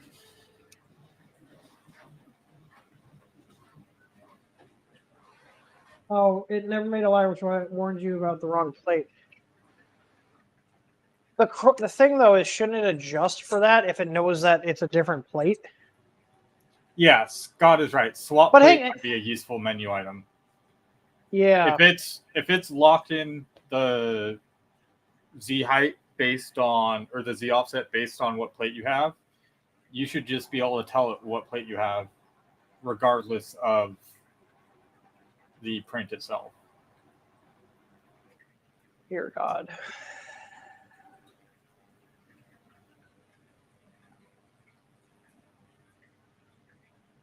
Because I've known some customers who will pull off their plate, set it aside while it's cooling off, and put on another plate and start another print right away. Yeah. So if they have multiple different plates and one of them doesn't So have there's a drawback of it QR having code, everything dumbed down is it takes longer to do shit because it's got so many protections in place to basically idiot-proof the device. Basically what it is.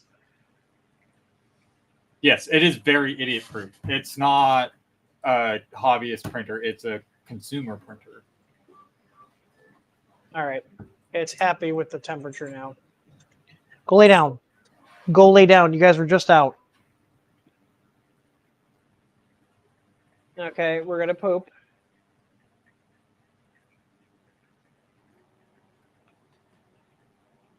Man, I had the K1 printing way faster than this. I mean, we were printing. It just didn't want to stick. Well, I'm wondering if we didn't turn the speed up, if it wouldn't have come off the bed. We didn't. The first layer was pretty good on here. Like you didn't adjust it until after the first layer.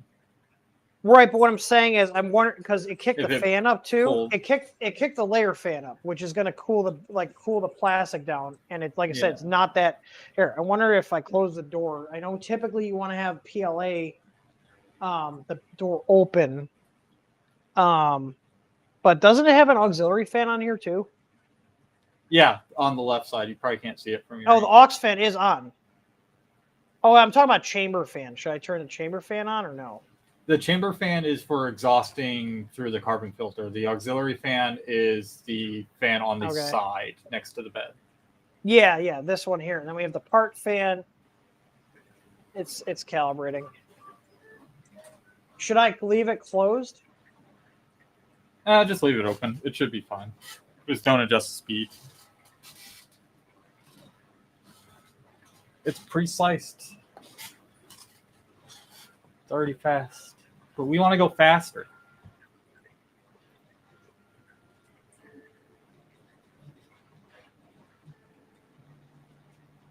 Yeah, so basically I gotta just think of it like I have no idea what I'm doing. And I don't understand what's happening with the printer.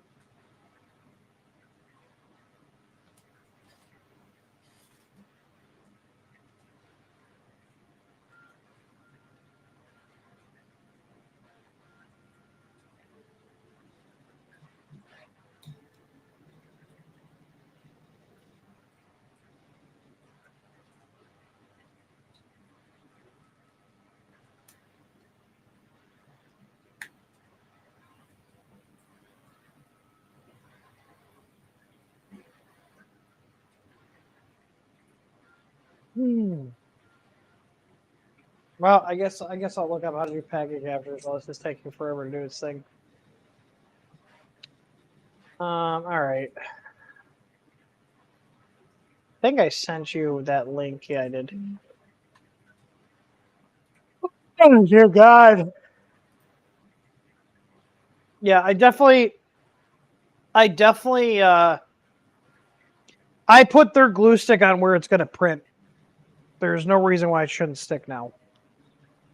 I also am not going to speed it up. I think speeding it up is what contributed to it coming off, because it's going to push more air and it's going to cause the part to work.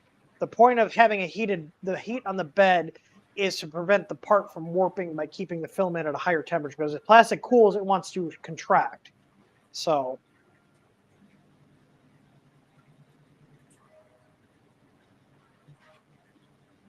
all right, I'm going to see here if I can get yeah,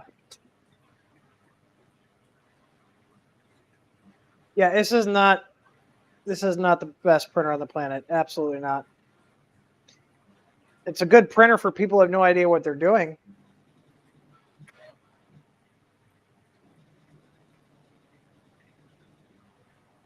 But if you ever go in the BambuLab's Facebook groups, there's a lot of people with no idea what they're doing. All right, so SSH. Yes, the K1 does run Linux. The other one, Yeah, I enjoyed. I mean, the K1 was great. We or were not the up K1, and the printing. X1. Oh, the X1. Runs Yeah, this Linux. is Linux. Yeah. No, I like the K1. The K1 was nice.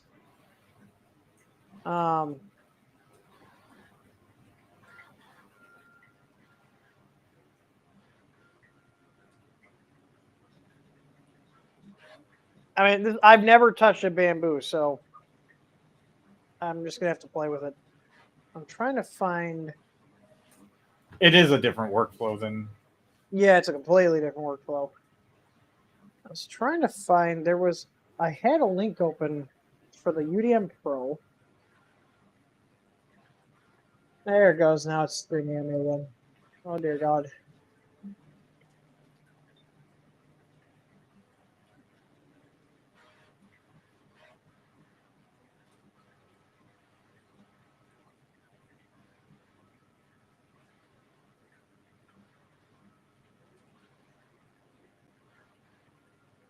Like, here's the thing: an Ender 3 would be printing a long time ago. But then again, you also have to know what your good first layer looks like. So you're trading off knowing how to actually use a printer for how long it takes to actually start up.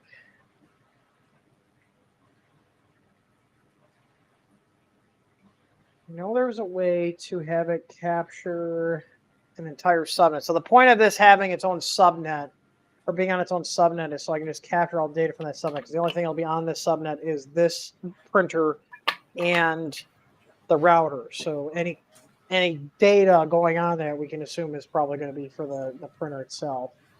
Not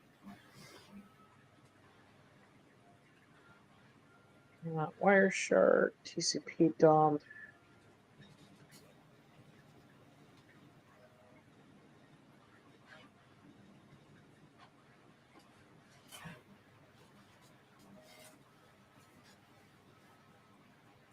Yeah, I have a love-hate relationship with mine so far. When it's working great, and it's mostly working great, I love it. It's solid. It's been a solid printer, but things like the poop chute just randomly not working correctly and having to recalibrate every 5 days or so.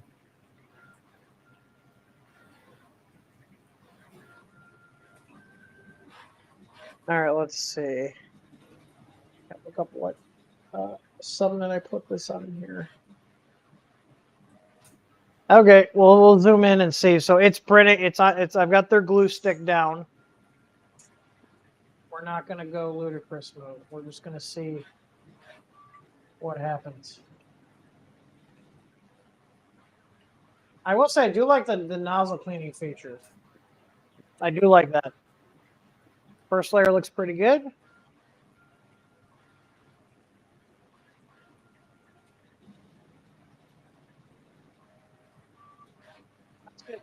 At 100% before temp. Yeah, I agree that the temperature is too low. Like, I don't understand why they would have the temperature so low. Like, I don't get the point. Like, is it to make it so it prints faster? Is it say power? Like PLA typically it's 50 to 60 C. Yeah, that's like a standard for all manufacturers. Do you guys know why? Tor, you probably know why. But do you guys know why 60 C is a typically standard bed temp for PLAs? It doesn't matter what material's on the plate, Napulo. And I'm about to explain why it's not correct.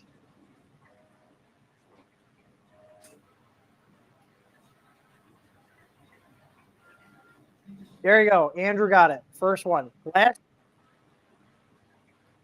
Yep. is basically the temperature at which a material starts to get soft, okay?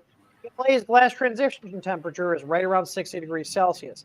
So what that means is you keep it at the temperature, it warps far less. That's why we use a 60 C bed temp on our 3D printers for PLA. So just because you have a different material that maybe is more aggressive at holding it down, still does not prevent the warping. Yeah, even with our old easy mats. Yeah, it'll pull up. Like some prints you can get away with no bed temp, but for the most part, you're going to want bed temp because it's going to cause issues. Right. If you don't. Well, we'll see. Well, at this point, it's printing on their glue stick like they recommend. If it still comes up, I don't know. No, I guess I'll have to slice it. Let's ignore the part where it screwed up the first time because I cranked the speed up. We're using their glue. We're using their filament. We're using their slice settings. So we'll see if it starts coming because it started coming up in the front. But again, I think the combination of the cooling getting kicked up with the ludicrous speed and the low bed temp is probably what made it warp. Yeah. And did that auxiliary fan kick in too?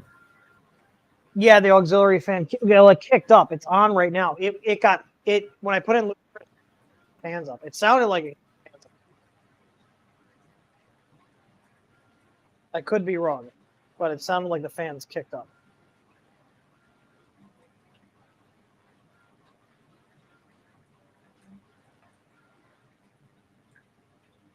I mean, I could try turning the speed up and see if it. Do you want me to try turning the speed up and see? Actually, I don't feel like going through another calibration. No. Yeah, let this finish. I really don't feel like going through another calibration. Nope. Armil says, I think it's lower so you can print with the door closed. That's this. Yeah, because that is. Maybe that's it.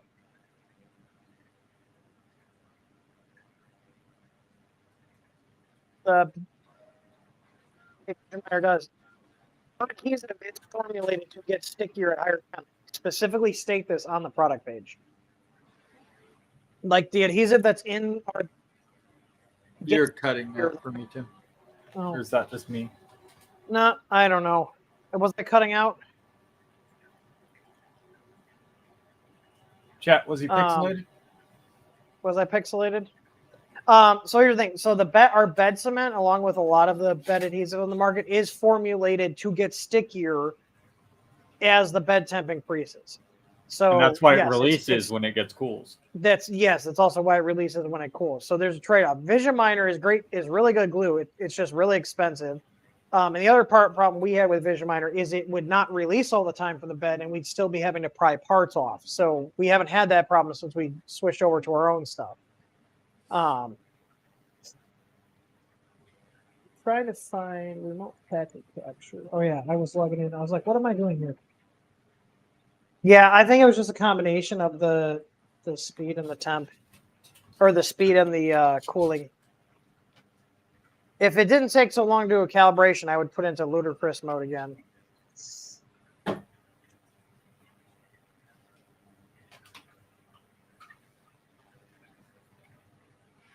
It's coming out nice though.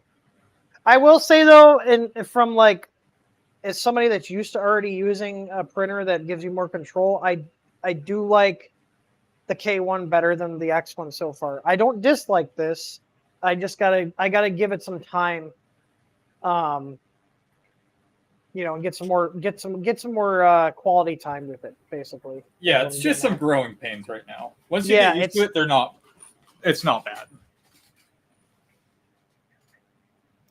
I am curious to see how do it now. I don't care. I do care. I do not want to be waiting to restart it. Absolutely not. I'll look and see what this device is. Oh, mine finished.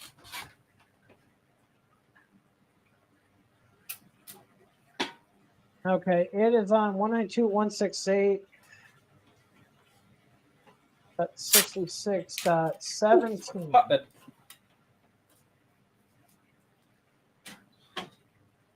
How much traffic has it sent? It's actually only sent the only traffic it's actually sent is network time protocol, which is good. Yeah, they were saying that it shouldn't send anything out if you're... I'm guessing it's only going to send out when you're actually trying to connect it to their servers, as well as like pulling it up on your phone while you're not on the same network. Yeah. Oh, I should have saved this. I had the commands up on how to do the packet capture through the UDM Pro. Was it a Reddit post? I think it was a Reddit post. Hang on. Yeah, it was. It's using TCP dump. So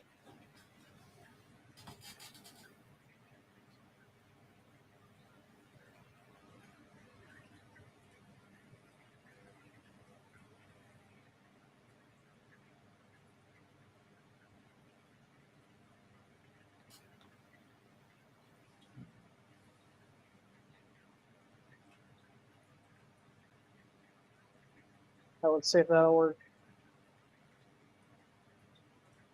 I can't find valid authentication. Come on. Oh, here's the thing. I'll show right now. This has actually had less traffic than the K1. Let me pull this up. So scary. Whoa! It's so scary. I'm so scared. I'm so scared. Hang on. Share screen. Oh, it does have a little ring around it. Did it lift up a bit? I don't. Yeah, I see what you're saying. No, it looks okay. All right, let's see here. UDM network here. It's loading. So here we go. So here we go. So this is the printer here. So 1 hour 12 minutes connected. This is its address, Ampec Technologies and Insights. Just network time protocol. That's it. Oh, that's all my clients. Hang on. Uh-oh. What? I said, uh-oh, not the one to share. No, there's nothing really on there. It's just data. It tells you like what kind of data we're transmitting. Yeah, so it's only gone out to NTP so far. That's good. Now I'm willing to bet. That's why I want to. So that's good to know that it's only done that. I want to see if I can get this remote capture going. Unlike Reality's phone home instantly. Like, yeah, hey, we're online. Is definitely phoning home. Okay, let's see. Both my 0Gs have been doing great, Andrew.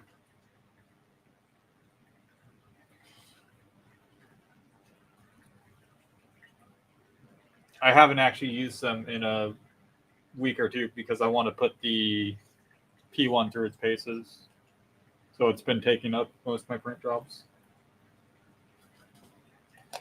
I'm trying to figure out why it's not connecting in. I have my password set here.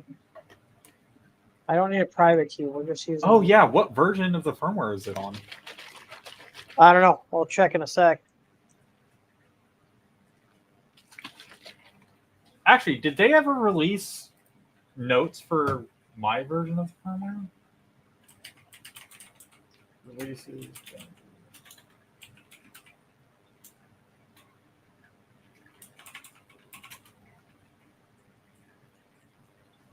Nope, they don't have an update to say what They changed. Pula says. Click the gear and go printer info. You should be able to do it while printing.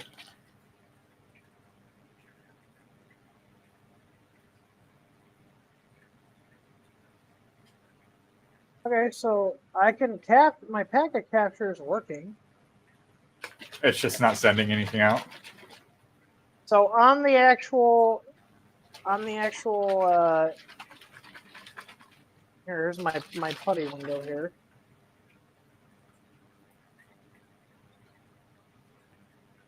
So you can see there's 6617. It's just NTP. It looks like so. There's some UDP. Yeah. So that's what the printer is doing right now. So the printer's dot is 66.17. So that's what it's doing right now. I'm trying to figure out. It's not in local mode. It is connected to the internet. I didn't put in local mode. It's not paired to the Handy app though. It's bad. It's real bad. Mm-hmm. It's bad. It's so bad that it's checking the time. Bad. I don't know why it's checking the time so frequently. Let's look up this address. So 233. Hang on. So bad. So scary. Let's see. 233.89. I gotta go check 233.89. I just lost it. Oh, there's a bunch of them. Oh, it's just like 233.89.188.1. Let's see what that is.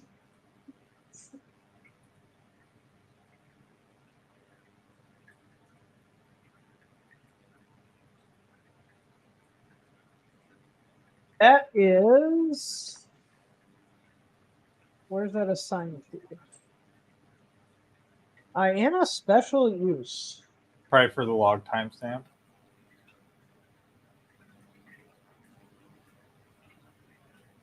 Where's Grant with his forensics team?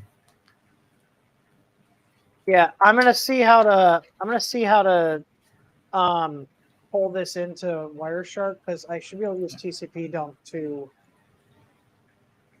Honestly, I think his team is just the X1 Plus team, and he's in. I don't think it's that he likes to sound fancy. It's not. Yeah. It's not a his team. It's the X1 Plus team, and he's just beta testing their firmware. Yeah.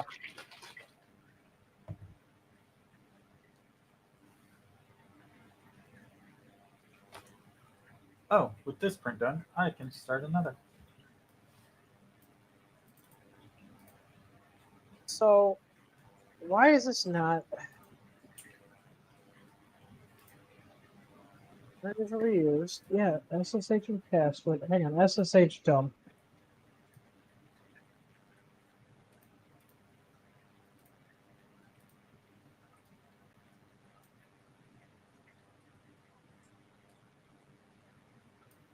Yeah, it's coming up pretty good.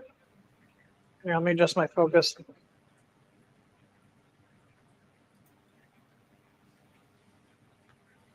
It'd be really cool if I could get. How long has it been printing? I don't know. It took like 6 minutes to calibrate. It says it's got 5 minutes left.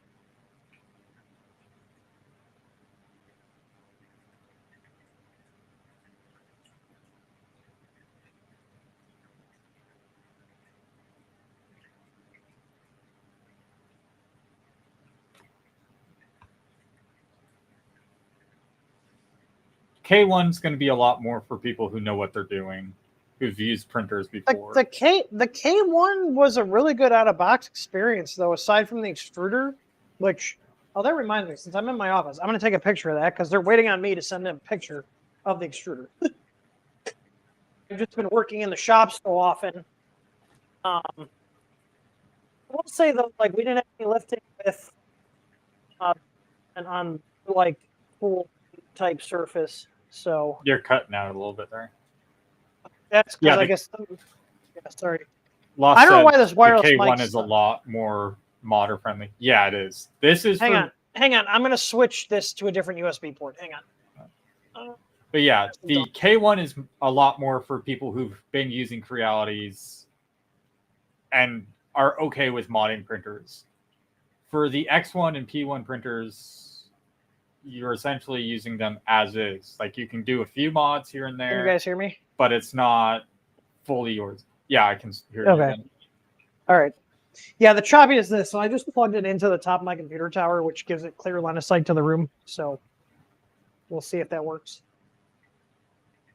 I'm gonna ask Matt. I just realized I gotta ask Matt what he's doing. I think he's processing prints. Okay.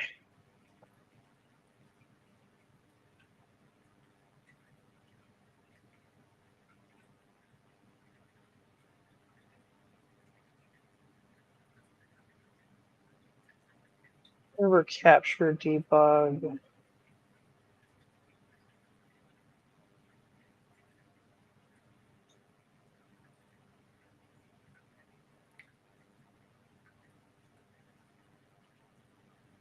Authentication. All this is set correct. Editing the input shaper macro because it will default apply the Y value to both axes. Oh, to the K1 and K1 max. Yeah, I think a new firmware update fixed that. Is my audio better? Yeah. They don't have fire starters built right anymore. True, this isn't an ANET. Yeah, I think we're finally past the fire starter generation of printers, thank God. Yeah. I think we've moved past that as a printing community. Finally.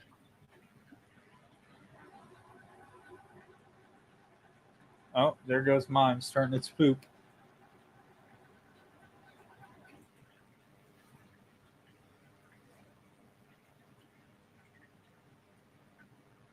I'm waiting for my Polymaker to arrive so I can get some other prints done.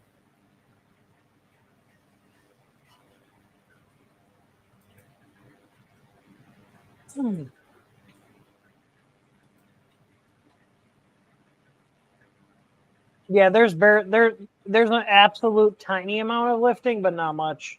I'm wondering if I'll rerun it. I'm not gonna bore you guys with it on the stream, but I'll rerun it with the same settings and everything, with a fresh glue stick and put it to ludicrous mode and see if it peels up again. Not a terrible print. No, it looks good. Looks about the same as the K1 print quality. I mean, it's a lot better than some of the benchies. Oh dear God, yeah. That's not hard to do. All right, now we're doing the smokestack. Hey, at least they give you like actual spools. Oh, I should just look. I'm like looking at it with my eyes. I should just look at the video preview.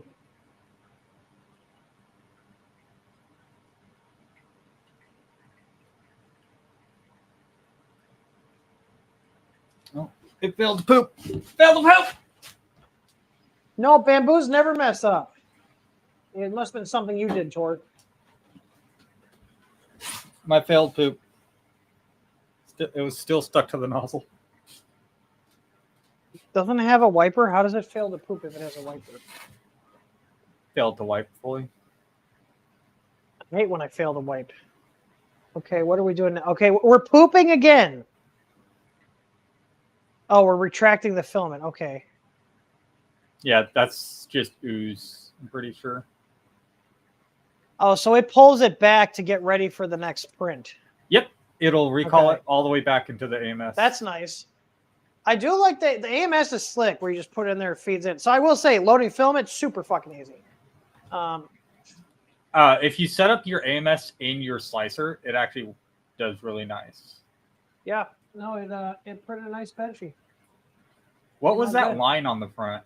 I don't know. I see that too. I think that's where the speed changed. Because look, you can tell. Actually, you know what? It is, because that's the exact same one I had, isn't it? Yeah. That's where the speed changed.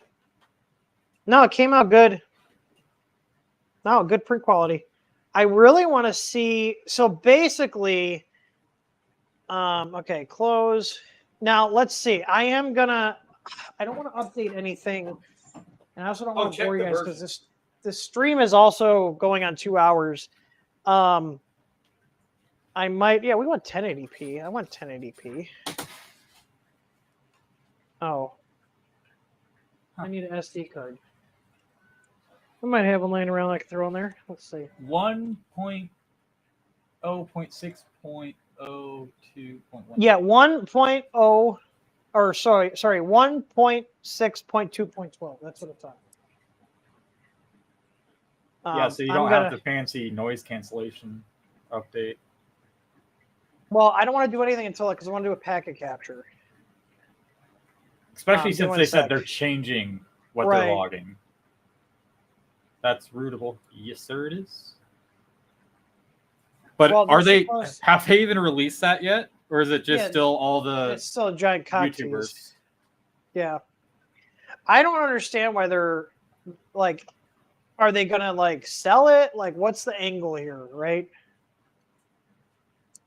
All right, I got a 32 gig here.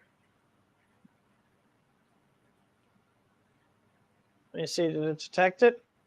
Format. I definitely put a card in there. You guys saw the card go in, right?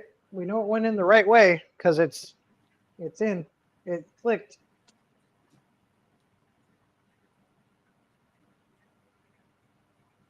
Whoa! Shot that thing out. Yeah, it did. It's now on the floor somewhere.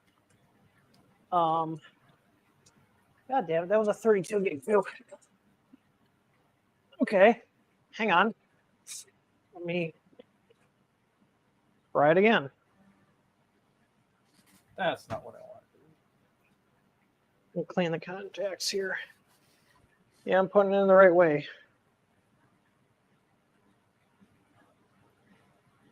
It clicked. Export log to micro SD card. After okay. What the fuck?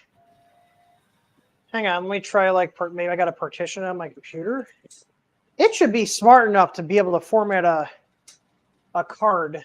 Especially if it gives you the option to format a card. Hang on, I'm just going to format on my PC really quick here.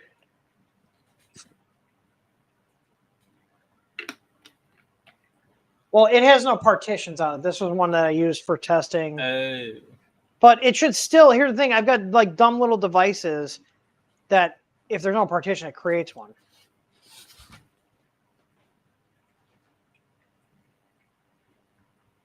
Let's try it. Hang on, I'm going to eject it, put it back in. I'm printing the USB saver for the Yeti. Okay, so it's showing 32 gig here. I'm going to format it, and I'm going to put it in the Bamboo and let it format it. I think it's because there was no partition, which again, it should be able to wipe a partition out. Okay. Let's see if it's happy with this.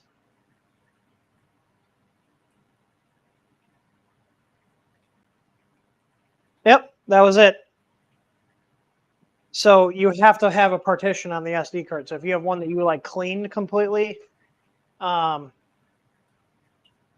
you can't? Okay, so it's not smart enough to turn it off to format the card. You got to turn it. That seems kind of counterintuitive. Like just turn it off for a sec. What? It wouldn't let you format because the camera was on? Yes. Just. Like, I can understand the not having a partition there and it complaining. And well, here's the thing. I have like little dash cams and shit that you can put in. Wait, LAN mode live view. Yeah, we want that on. Export log to micro SD card as well. Let's do that. Takes 1 gig. Okay, let's do that. I'm gonna export my log. What? Hold up. It takes up to 1 gig? What are they logging? Well, we're gonna save this file. Okay, apparently not much to log after one print in an hour.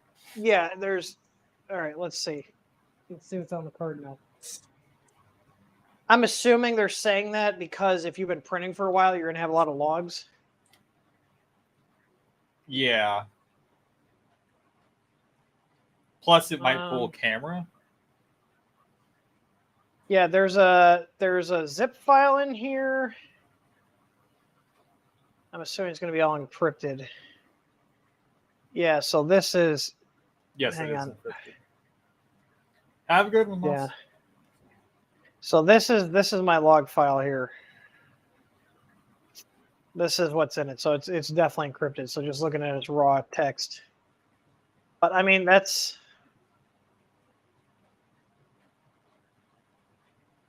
Oh, come on, Notepad++.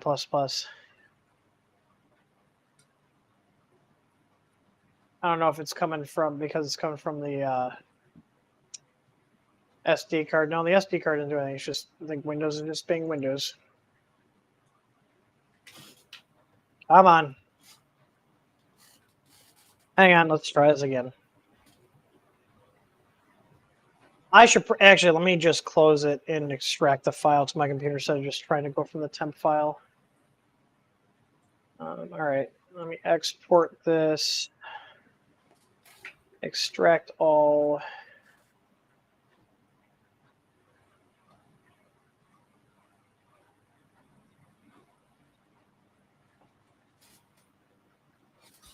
I'm actually setting my printer to ludicrous mode because I can do that. Okay, Tor. We have the logs.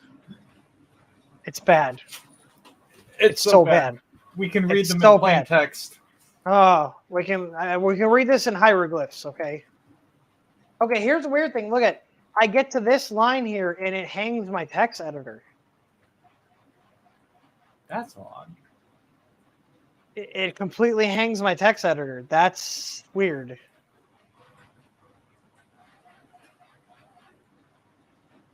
Okay. Well, since this literally has no personal information, I will post this log file somewhere at some point for anybody to go through because there's literally it's a throwaway SSID. This SSID will be turned off when I'm not doing anything, and it's on an isolated network. So even if somebody came and parked in my driveway to steal my Wi-Fi, you're just getting access to the internet. Yeah, that's it. That's all that's on there. Oh, nice. I'm gonna make a folder here called where's my. I'm just gonna do bamboo. I'm just gonna make a folder called bamboo. And we're going to put that in. Oh, I already have a folder called Bamboo, and there's an Imgur album titled Three Musketeers Caught Lying. I was like, the folder already exists. All right, let's see what traffic we have. Give me 1 sec. I'll pull my screen share up. What traffic do we have? Still just network time protocol. So I am not going to attach this to the Bamboo Handy app or update the firmware until I can capture everything. So I'm going to do a full packet capture of the update and registering it with the Handy app. So see if it sends a log out as soon as yeah, see what it sends out. So I just put the SD card back in. Oh, it auto turned the video back on when I put the SD card back in.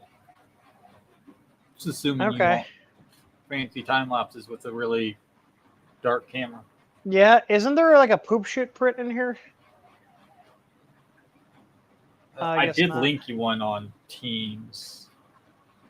No, they have a scraper that you can print in multicolor. Yeah, I see that. You know, I'm gonna print my my phone tablet stand, and we're gonna do it in carbon. Yeah, sure, why not? We'll print in their carbon CF. It won't let me. They're all grayed out. Oh, because it's probably sliced for. It's probably sliced for that. For just PLA. Whatever. Yo, one thing it did not tell me to do was clean the bed off. Though I am assuming if you crash into the bed, if you home while there's something on it, it's gonna trigger the pressure sensor or the camera. Hopefully one of those will pop up and say, hey, no. Well, I'm gonna print the phone stand. I actually need a little phone stand. All right, I'm probably gonna and wrap this up. I mean, I like it so far. It's definitely gonna be a learning curve coming from the printers we're used to. The AMS is slick. I wish. Now, here's the thing. I'm really hoping that the community firmware will give you more control. If it, like, basically the thing I miss the most is the first layer adjustment. Like, just let me adjust the first layer. Like, the mesh is going to be basically the same, like, regardless of what plate you're using. If they're relatively flat, your mesh should still be fine. It would be nice to have a live Z adjustment. I can't believe that that's not a feature. Like, I complain about that on printers. I feel like we're going back 5 years with some of the features this doesn't have. But that's what your LiDAR's for, Tim. I don't trust that the machine's going to do its job correctly every time. That's the thing. Nope, it doesn't. That's what I'm saying. Like, and I've seen it in the groups. It doesn't work correctly every time. Give me an option to just adjust it. If you print with a shiny filament or a translucent filament, it's like, nope, good luck. Yeah, see, that's the other thing. There's drawbacks to everything. I mean, it's the machine itself is built well. The AMS is okay. It feels a little cheap compared to the actual printer. But I mean, if it works, it works. I want to try like, the Hydra. I still think though, for the money, like, this print's really nice, but I think for the money, if you don't need the AMS, I think the K1 is a better bang for your buck, to be completely honest. If you're just printing single color, like, that's a big thing Creality doesn't have, is a multicolor. I'll tell you right now, if Creality had multicolor with a K1, I would have bought the multicolor with the K1. Like, even if it was the same price as the X1. Or the P1S or whatever. Like, that's they really do need to figure something out. Their AMS is the selling point for them. Yeah, it is. And that's the only, aside from development work, that's the only reason I could justify it, is like, okay, well, now I have a printer that can do multicolor. Here's the thing. I've had the Palette 2S Pro. I use it like 3 times. I don't do multicolor. I print very boring single color stuff for personal and for work use, right? So it's not a huge selling point for me. It's more of a kind of a novelty.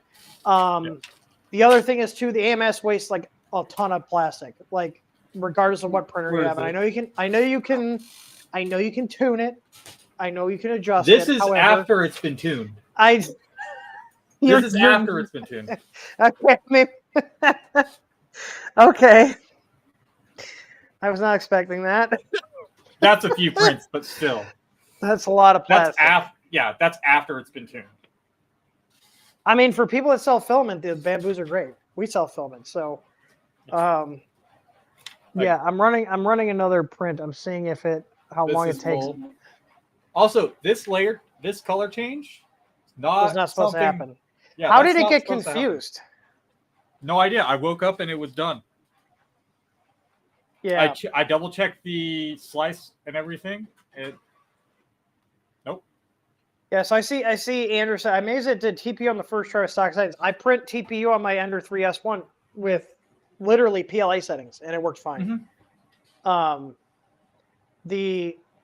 really curious to see how the Ender 3 V3 SE and the Ender 3 V3 KE perform, because they look really good. And I have them. We bought them. We bought this printer too as well. And yeah, and you are correct, Armills. Multicolor is wasteful, not just the AMS. AMS wastes a lot though compared to other platforms. The Palette 2 did have a purge block. The purge and the infill worked really well.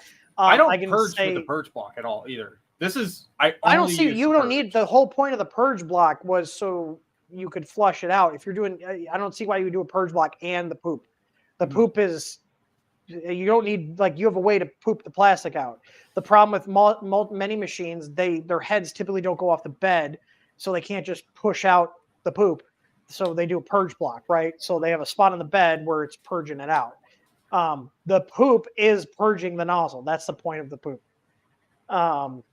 Yeah, by default, they have both. Yeah, you might want to open your chats for Twitch and Twitter. So Twitter doesn't come through to here. YouTube and Twitch come through to here. which I see you here. So I just don't Nice pull quick up little all the chats. Print off it.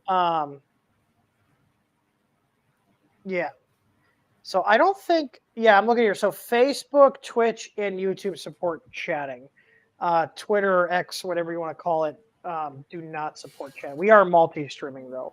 I will say though, viewership-wise, we got over double the viewers on the K1 stream. Yeah, we did. I think we peaked out around 90 or 100 on this one. It was over 100, yeah. So, all right. I mean, I don't think it's a bad machine. I just got to get used to how their workflow is. Like their hardware seems really nice, seems really well built. The price is high though for what you get compared to what else is out there. Like I said, like if I was just doing, which I do a lot of single color printing, like if I was like building a print farm, I would probably go, if I wanted something fully enclosed out of the box, I'd probably go with the K1s. Just because the K1 is cheap. Can you quiet down, please? Jerry, that's about what Tim had It's to pay. so loud. I paid around 1,100. Mine was like 1,500 for this. But for example, if I'm not doing like what is the X1? I think it's over 1,000, isn't it? Yeah. Oh, my food's on my front porch. Yeah, so the X1 is $1,200. I could buy 4 K1s for the same price as one X1 carbon.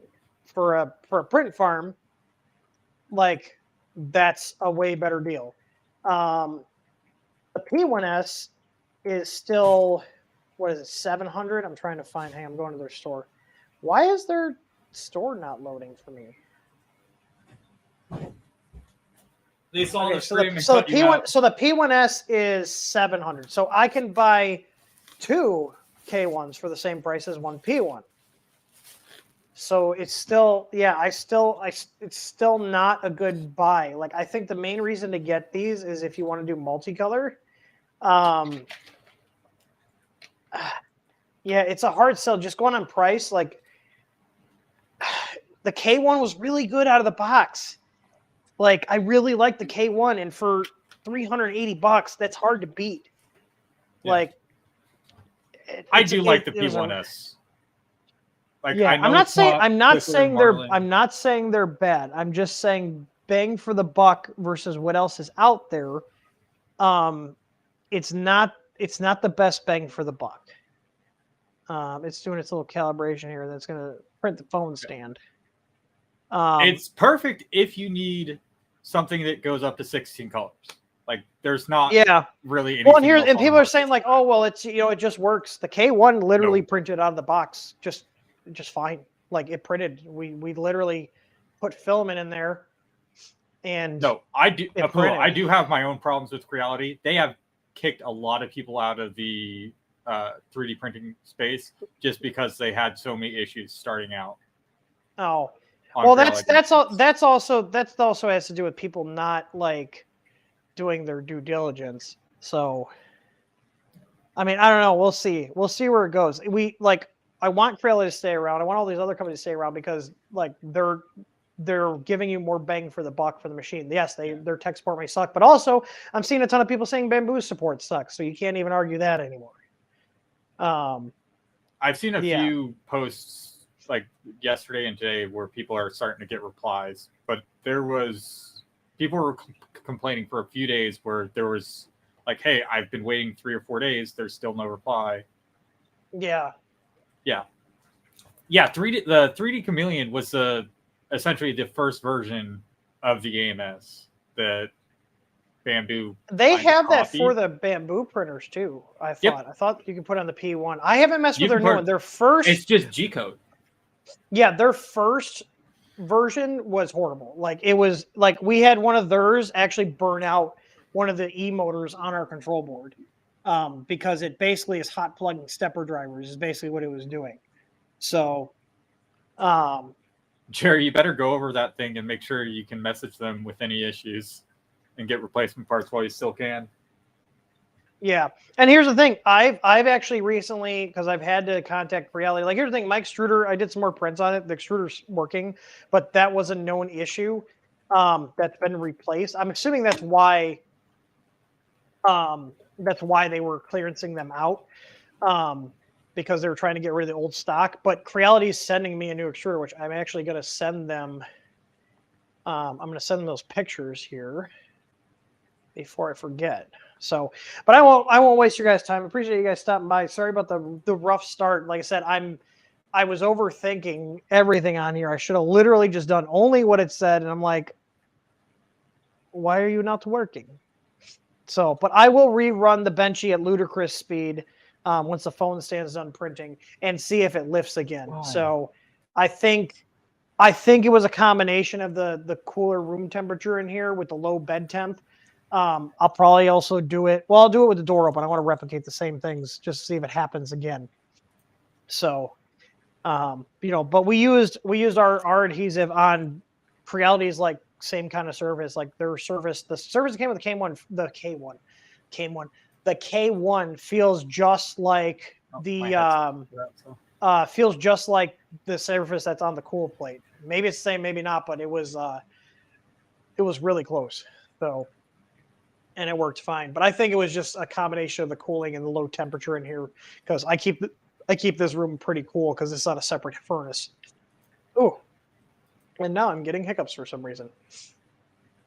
So, all right. Oh, Tor dropped off. I don't know what happened. Oh, he's back. What happened there, buddy? I plugged in the Yeti and it killed all my audio. All right. Well, I'll ping you, Tor. We're gonna wrap the stream up. All right, everybody. I appreciate you guys stopping by. Sorry about the rough start. So, and I gotta edit my my intro file to have the queue up with the intro after it for our Streamlabs session here. So, but all right, everybody. I will see you guys later. Keep an eye out for stuff coming out. This was to test upgrades and modifications for this printer. So I'll see you guys on the next stream, which is Friday at 5 p.m. Central. Don't miss it. Have a good one, everyone.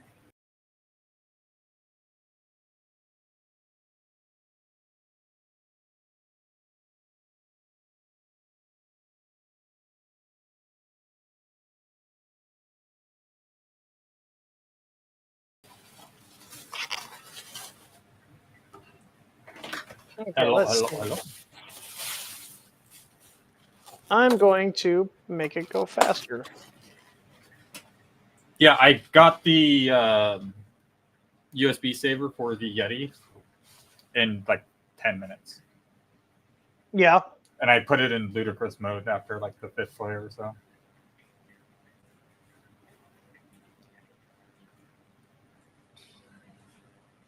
Yeah, I'm going to leave this closed just because the bed is at fucking 35C, dude. No, I had to go in when I set up God. Orca Slicer. I had to go in and we can still see you. Did you not? Something forget to end the stream? We hit end stream. We played the outro. Hold on. But yeah, it's at 35C on this. I just cranked it up to 55. Hang on, let's try. Play outro and end stream. No, we're